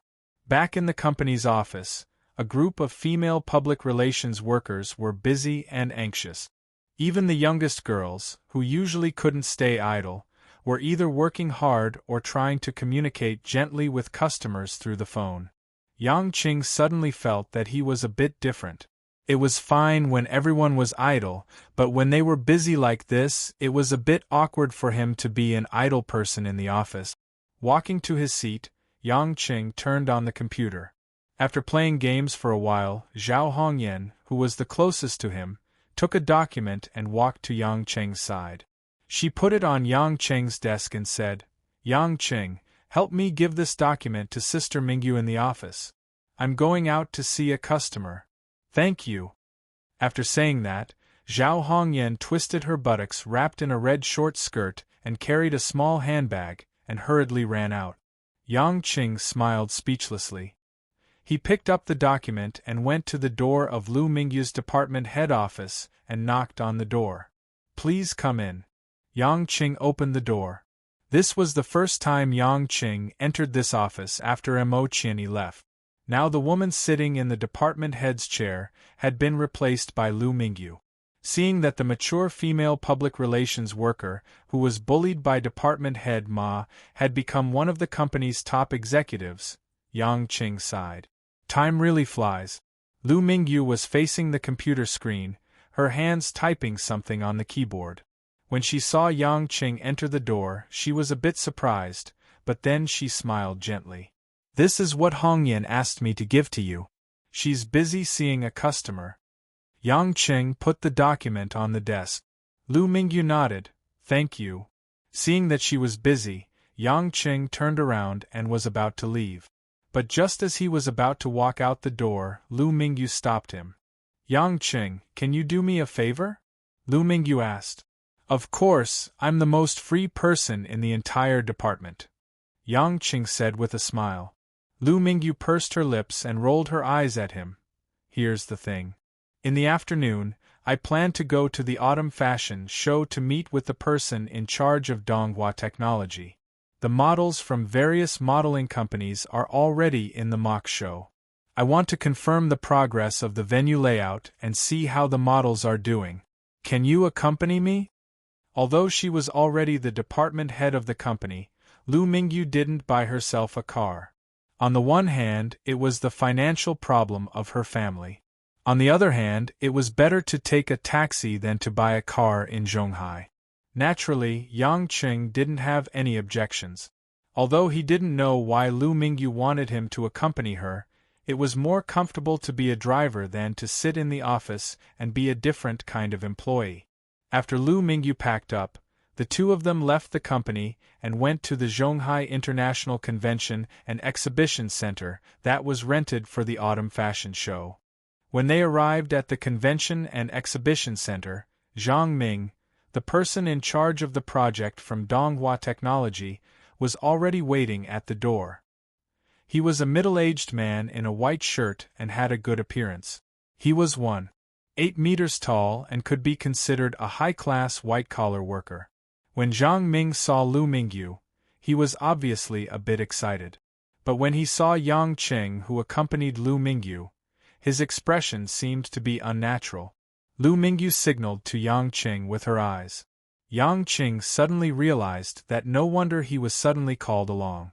It turned out that the other party wasn't a good person. Lu Mingyu was also especially cautious after the incident with department head Ma. Miss Lu Mingyu is a model example of a serious and responsible person. I didn't think that you would personally come here to inspect so late at night. Zhang Ming took the initiative to extend his hand to shake Lu Mingyu's. Lu Mingyu smiled formally and shook his hand simply.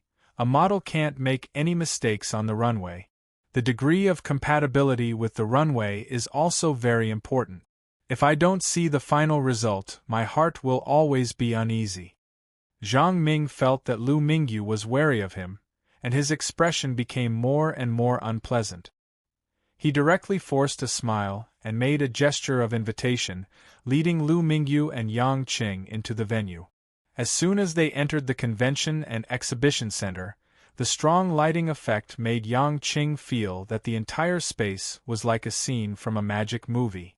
On the runway with bright lines, rows of tall and slender models wearing ordinary clothes were training on the runway, making the final sprint for the show that was going to be held soon.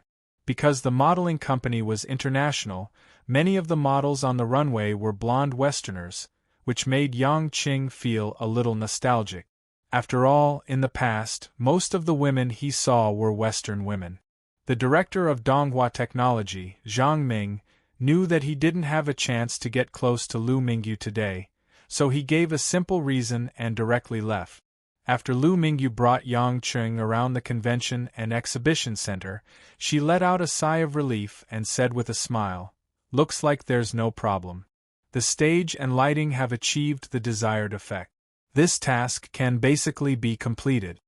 "Don't you need to communicate with the models?" Yang Qing asked. Lu Mingyu smiled weirdly and said, "You're the one who wants to communicate, right? Your eyes keep glancing at the models. As expected, men are not good things. I'm just looking at their postures from a purely appreciative perspective. Appreciating beautiful things shouldn't be considered a bad habit. I hope that's the case, otherwise I would have misjudged you," Lu Mingyu said with a face full of disbelief. "Don't chase away the wolf, let a lion in the door." Yang Qing smiled. "Even if I'm a lion, you still didn't let me in the door, right?" Lu Mingyu's face blushed. This topic was a little ambiguous, so she changed the topic. "To be honest, sometimes I really envy those models, they can always walk so confidently and proudly." "They're all flat-chested, what's there to envy?" Yang Qing mumbled. "Flat-chested?" Lu Mingyu couldn't help but giggle.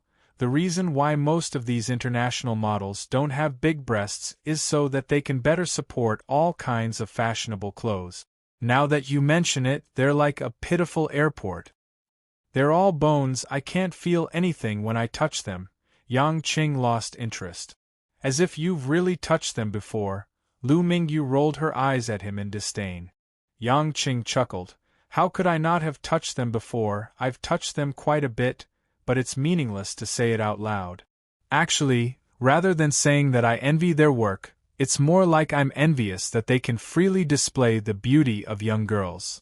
Lu Mingyu looked at the models on the runway in fascination and said, I'm not afraid that you'll laugh at me if I tell you this. In another year or two, I'll really be in my 30s.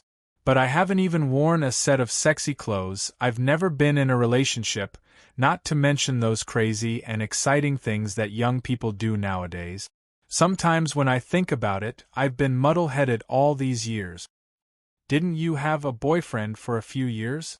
Yang Qing remembered that Lu Mingyu once told him that her boyfriend went to the army and never came back. Lu Mingyu smiled bitterly. Yeah, I met him in university. Before he went to the army, he told me to wait for him, but ever since he joined the army, he never contacted me again. Some of my friends said that if it were them, they would have mutiny long ago, but I was afraid that he would come back one day and say that I let him down, so I didn't look for a boyfriend again. Actually, until now, although I occasionally think of him, sometimes I can't even remember what he looks like. Am I too stupid? Yang Qing felt that Lu Mingyu was not worth it. After all, with her beauty, it was too expensive to waste so much of her youth waiting for a man who would never come back. But this was her private matter, so it wasn't appropriate for him to say too much, so he only said, as long as you think it's worth it. Is that so? Lu Mingyu smiled faintly. That's true. Seeing that it was getting late, Lu Mingyu suggested, since you're working so hard as a chauffeur and also helping me block flies, I'll treat you to dinner. Where to? Yang Qing also felt hungry. The old place. Lu Mingyu blinked and said. Chapter 174. The old place Lu Mingyu was referring to was the restaurant where she first brought Yang Qing to eat.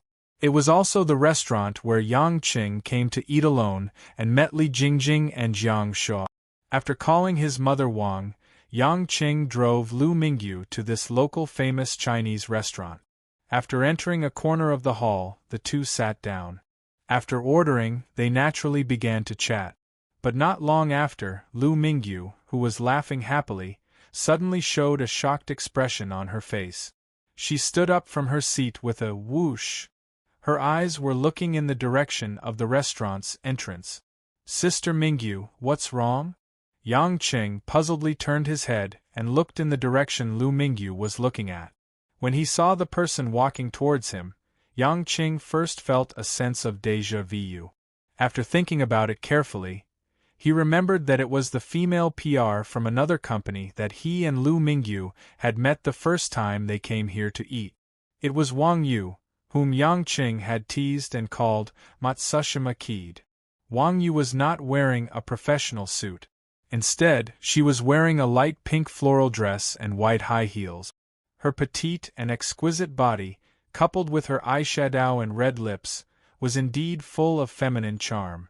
She didn't bring two male attendants like last time. Instead, her hands were softly holding onto a tall man. She looked like a little bird, very happy. The man was wearing a well-tailored Armani suit. The smooth lines and delicate light-colored patterns highlighted the man's tough temperament, making him particularly charming. The man's physique was relatively strong. His skin was pale, and he had sharp eyebrows and starry eyes. Walking together with Wang Yu, they attracted the attention of countless people in the restaurant. Yang Qing didn't understand why Lu Mingyu had such a strong reaction.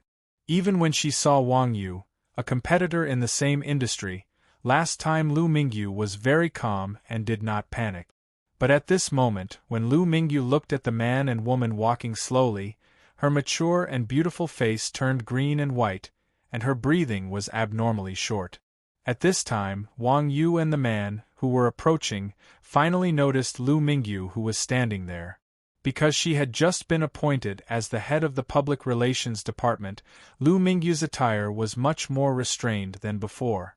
She wore an old-fashioned black suit, loose black cotton trousers, and a pair of short sandals. But with her outstanding delicate appearance, it was easy to recognize the unique beauty of a mature woman. The moment the man and Lu Mingyu's eyes met, the man seemed to be stunned for a moment, but then he immediately returned to normal and continued to walk over with a smile. When Wang Yu saw Lu Mingyu, she immediately stared at her as if she had seen an enemy. "Oh, it's the newly appointed head of Yulei. You're really haunting me." Lu Mingyu did not speak, but her eyes were already a little red. She looked at the man beside Wang Yu with tears. Wang Yu noticed Lu Mingyu's strange expression. She followed her gaze and found that she was looking at the man beside her. She immediately smiled proudly. "It seems that Head Lu is very interested in my boyfriend. How about it? My Chi-Chi is very handsome, right? Come to think of it, Head Lu has been like this for so many years. She has been selling herself to this and that. I guess she can't find a boyfriend anymore. Which man wants her? How pitiful." Lu Mingyu turned a deaf ear to it. She stared at the man beside Wang Yu and asked, "Chi Kai, when did you come back?" The man named Chi Kai smiled relaxedly. "Actually, I retired more than a year ago. However, I was working in another province as a department manager in a company. 2 months ago, I returned to Zhonghai and became the director of the branch here. More than a year ago." Lu Mingyu shook her head slightly. Why don't I know anything?" "What do you want to know? Why do you want to know?" Chi Kai felt it was ridiculous. He raised his eyebrows and said, "Although we had a good relationship in college, we didn't have to report everything to you." Seeing that Chi Kai and Lu Mingyu knew each other, Wang Yu immediately said to Chi Kai coquettishly, "Chi-Chi, how can you talk to this vixen? I forbid you to talk to her." Chi Kai reached out his finger and scratched Wang Yu's small pointed chin with an evil smile. "Vixen? You are the vixen. She is just my old classmate. Why are you jealous of her words? You are so annoying." Wang Yu shook Chi Kai's hand. Her face was full of shyness, just like an innocent girl. Lu Mingyu bit her thin lips, took a deep breath and said with a sad smile, "Old classmate? I don't know who was the one who said that I must wait for him when I got on the train, and said that he must come back here and live with me for the rest of his life. Chi Kai, you really let me down." Yang Qing, who was sitting next to them, finally understood that this man was the boyfriend that Lu Mingyu had been waiting for. But now it seemed that this man had played a trick on Lu Mingyu. Chi Kai frowned and said, "Lu Mingyu, when you were in college, you were young and didn't know anything. You just said it casually. How can those things count? I don't believe that you haven't found a man to relieve your loneliness for so many years.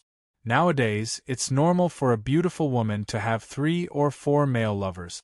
Don't cry in front of me. I've seen a lot of it. It's useless to me." Lu Mingyu's face turned red. She gritted her teeth and said, You are shameless. You are obscene."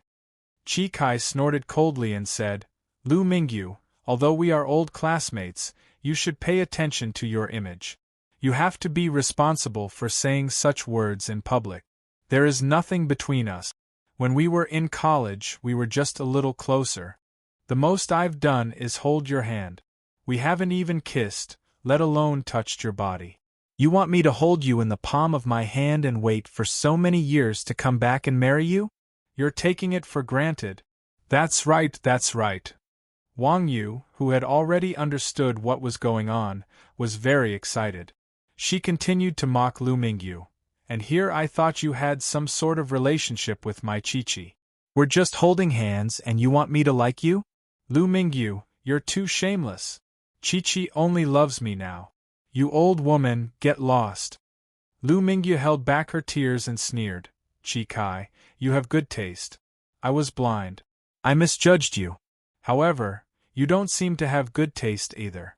It's your retribution for betraying me that you like Wang Yu, 1,000 rider." "Lu Mingyu, who are you talking about? Who is 1,000 rider?" Wang Yu was furious. Chi Kai stopped Wang Yu's agitation. "Hey, baby, why are you angry? Didn't you see that Lu Mingyu also brought a lover?" As he spoke, Chi Kai pointed at Yang Chen, who had been sitting there without saying a word. Smiling, he said, "Lu Mingyu, your taste isn't that great either. How could you let a country bumpkin like him have sex with you? I can see that you've been fooling around with men for the past few years. I heard that you are now a department head. I guess it has not been easy. I advise you to stop fooling around in the future. If you get sick, I don't have extra money to lend you to treat your illness. After all, my career is still on the rise. Take care of yourself. Take it as a warning from your old classmate. Ha ha ha ha.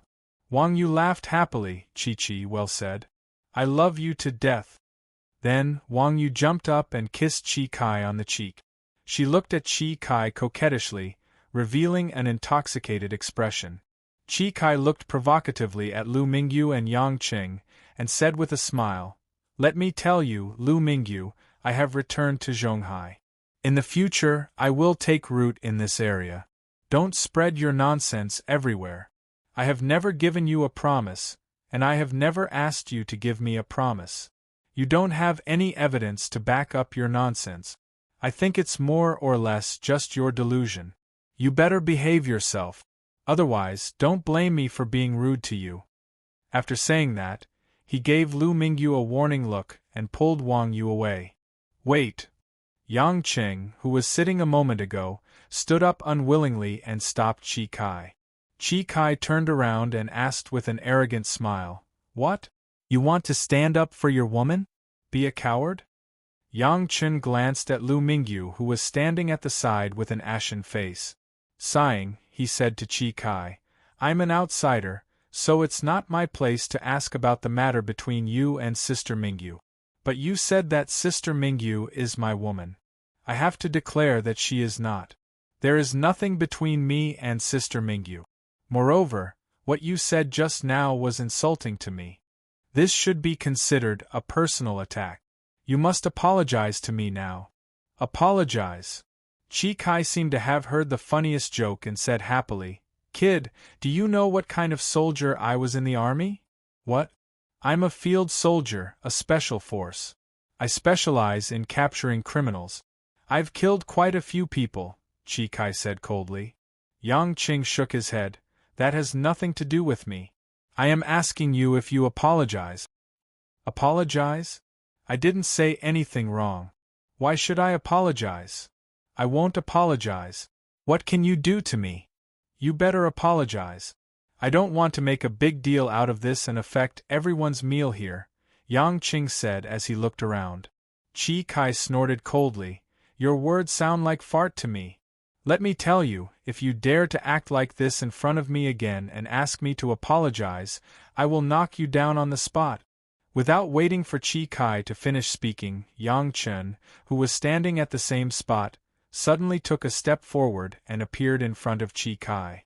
His speed was like an afterimage. Chi Kai only saw a blur before his body flew uncontrollably into the air. After his arm was grabbed by a huge force, his body was lifted forward. Bang! Bang bang bang bang. Chi Kai's strong body, which was more than 8 meters tall, suddenly flew in a curved arc in the air. He flipped over from Yang Qing's shoulder and smashed into the dining table behind Yang Qing. At the same time that the table was smashed in half by this huge force, the food and drinks on the table also fell to the ground. The bowls and plates shattered and splashed onto Chi Kai's expensive Armani suit. The customers in the restaurant screamed. Many quickly left their seats and hid far away to see what was happening. As for Lu Mingyu and Wang Yu, the two women stood dumbfounded at the side as if they couldn't believe that in the blink of an eye Chi Kai, who was talking and laughing just a moment ago, had been thrown over his shoulder by Yang Qing and knocked to the ground. Yang Qing walked forward and stepped on Chi Kai's chest. On the ground, Chi Kai, who was stained by the food, was in a sorry state. He was coughing because of the shock just now, and his consciousness was a little fuzzy. I told you to apologize, so apologize. Do you think it's easy for me to spend money on a meal? It's fine if you don't apologize, but you still want to say that you're a special forces soldier and want to knock me down? Knock your sister down? I hate it when people threaten me. After Yang Qing finished speaking, he stepped on Chi Kai's chest a little harder.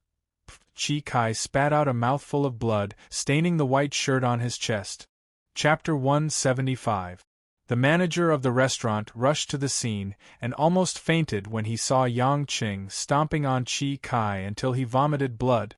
Sir, show some mercy! Show some mercy! The manager ran up, sweating profusely. He finally hated himself for not hiring security to save money. This was not a fight.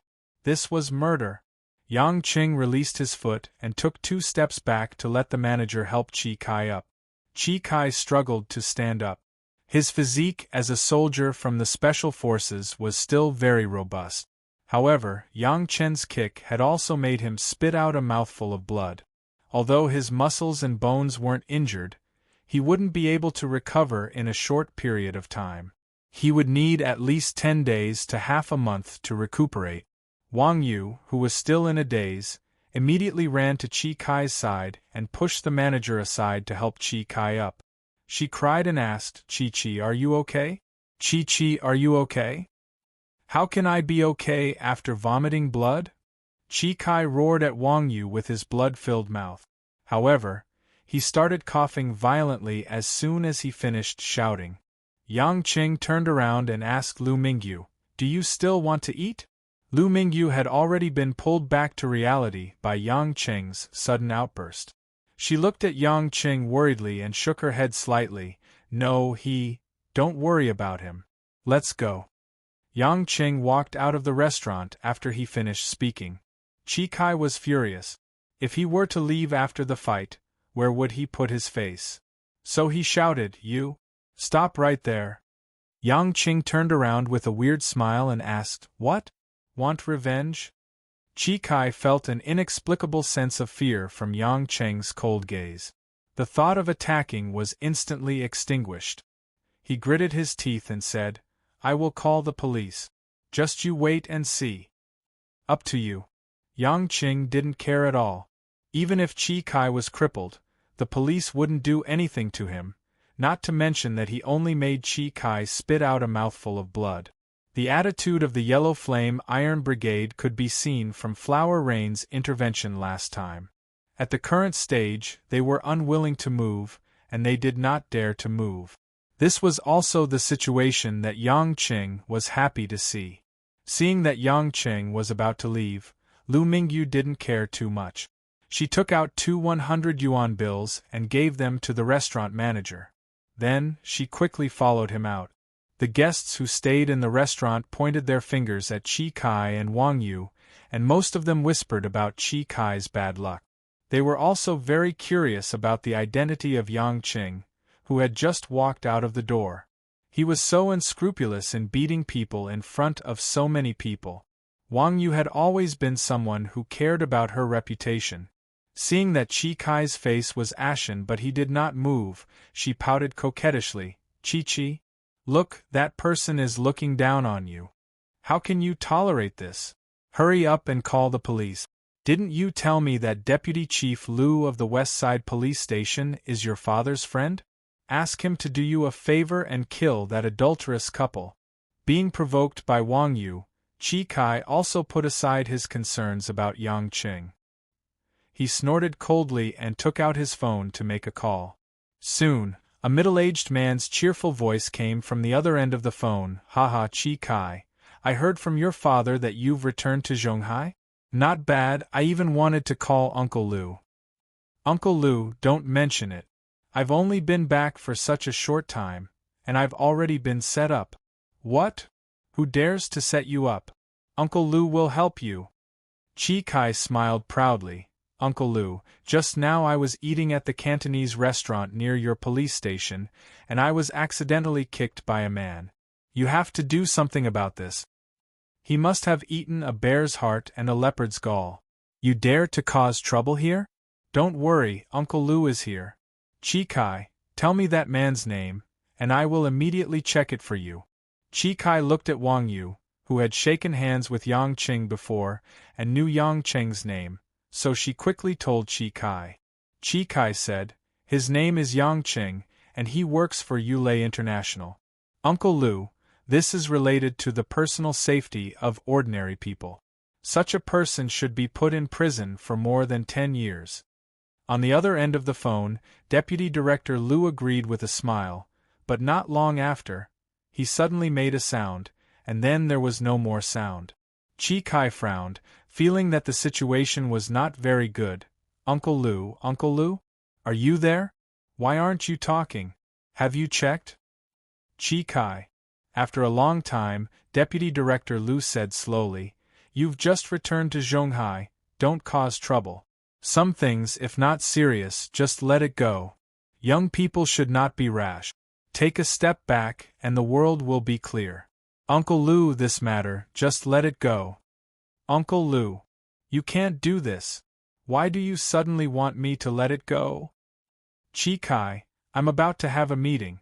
First, say hello to your father for me. Goodbye. Deputy Director Liu quickly hung up the phone.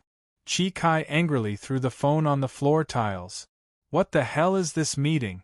What kind of meeting is this after work? Are you trying to fool a child?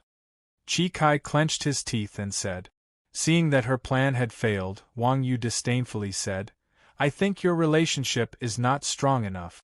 I thought your family was very powerful. Pa! Chi Kai suddenly slapped Wang Yu's face, making Wang Yu dumbfounded. F***ck, get away from me. I don't want to see you. After Chi Kai finished cursing, he left the stunned Wang Yu and quickly left the restaurant under the strange gazes of a large number of customers. Almost at the same time, Lu Mingyu, who ran out of the restaurant, caught up with Yang Qing, and the two had already gotten into Yang Qing's car. Lu Mingyu's face was full of worry as she said anxiously, Yang Qing, you're too impulsive. Chi Kai's family has an official background. He'll really call the police to arrest you. Yang Qing looked at Lu Mingyu with a smile that was not a smile. At this moment, his intellectual and charming face was full of nervousness. Sister Mingyu, I feel very gratified. What? Lu Mingyu did not understand. I hit your boyfriend, but you only care about me. Should I set off firecrackers to celebrate? Yang Qing said with a smile. Lu Mingyu lowered her head and said faintly, He's not my boyfriend. It's just that I, a silly woman, have made a mistake for so many years. A beautiful woman, since her university days, had wanted to live together with a man until old age. Even if that man suddenly joined the army and only said at the train station that she would wait for him, the woman would still abide by this simple promise without hesitation. There were no words, no paper, not even any witnesses. The woman only relied on the trace of conscience and hope in her heart to wait silently and spend her best years alone.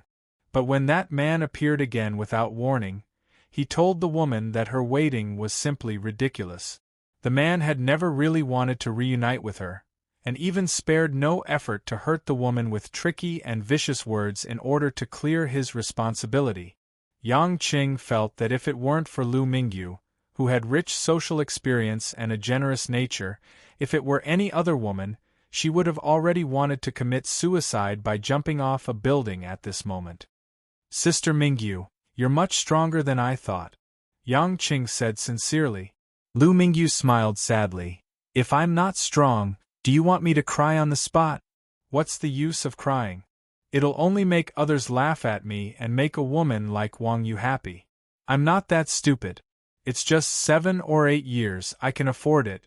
Although she said so much, sparkling tears still hung on her smooth cheeks. Lu Mingyu took out a tissue to wipe her tears and sweetly said, In order to celebrate that I finally broke free from the boring shackles that bound me, and in order to thank you for kicking him hard for me, I've decided to treat you to a bar for a drink. Do me the honor, Master Yang Qing. Yang Qing smiled and nodded. At this time, there was really no reason to refuse this injured woman's small request. After all, after so many years of waiting, Lu Mingyu had almost no friends. Although there were a lot of men who coveted her appearance, there were almost no real male friends. After Yang Qing drove the car to the nearest bar that looked larger, he and Lu Mingyu walked into the dimly lit interior of the bar. The two chose a seat near the bar counter and sat down. Lu Mingyu directly asked for 4 bottles of Chivas. After filling up Yang Qing and herself, she began to drink without any scruples. The amber whiskey was like clear water, trickling down the woman's pink sandalwood mouth and down her throat. Yang Qing didn't drink to his heart's content. First, he was afraid that his brain wasn't working well. Second, he knew that what Lu Mingyu needed was someone's company, to make her feel that she wasn't alone. Gradually, 2 bottles of Chivas were in her stomach. Lu Mingyu's pair of watery eyes were like clear autumn waters, rippling with moving ripples. The seductive figure wrapped in a professional suit displayed a soft and plump charm, attracting many men in the bar to frequently look over. A passionate and hot woman often didn't have the fatal attraction of a ripe peach wrapped in a thick shell. Yang Qing saw that Lu Mingyu was gradually getting drunk, but he didn't stop her. At this time, giving her a good night was more useful than persuading her with good intentions. Yang Qing. Lu Mingyu's voice was languid and sweet. She was already a little tongue-tied, sounding especially tender and charming. And, do you know why I always take you to that Cantonese restaurant? Lu Mingyu said with her head tilted. Yang Qing shook his head. He really didn't know. Lu Mingyu pursed her lips and smiled. Because, when I was in university, that person often took me to eat there. We first met there. The place that was originally the happiest place had now become the place that broke her heart. Yang Qing picked up the bottle and filled up Lu Mingyu's glass. He said, "It starts there and ends there. It's pretty good." "Yeah, it's pretty good." Lu Mingyu reached out to take the glass, but her hand didn't use any strength. The glass was caught in midair and fell directly to the ground. Bang bang!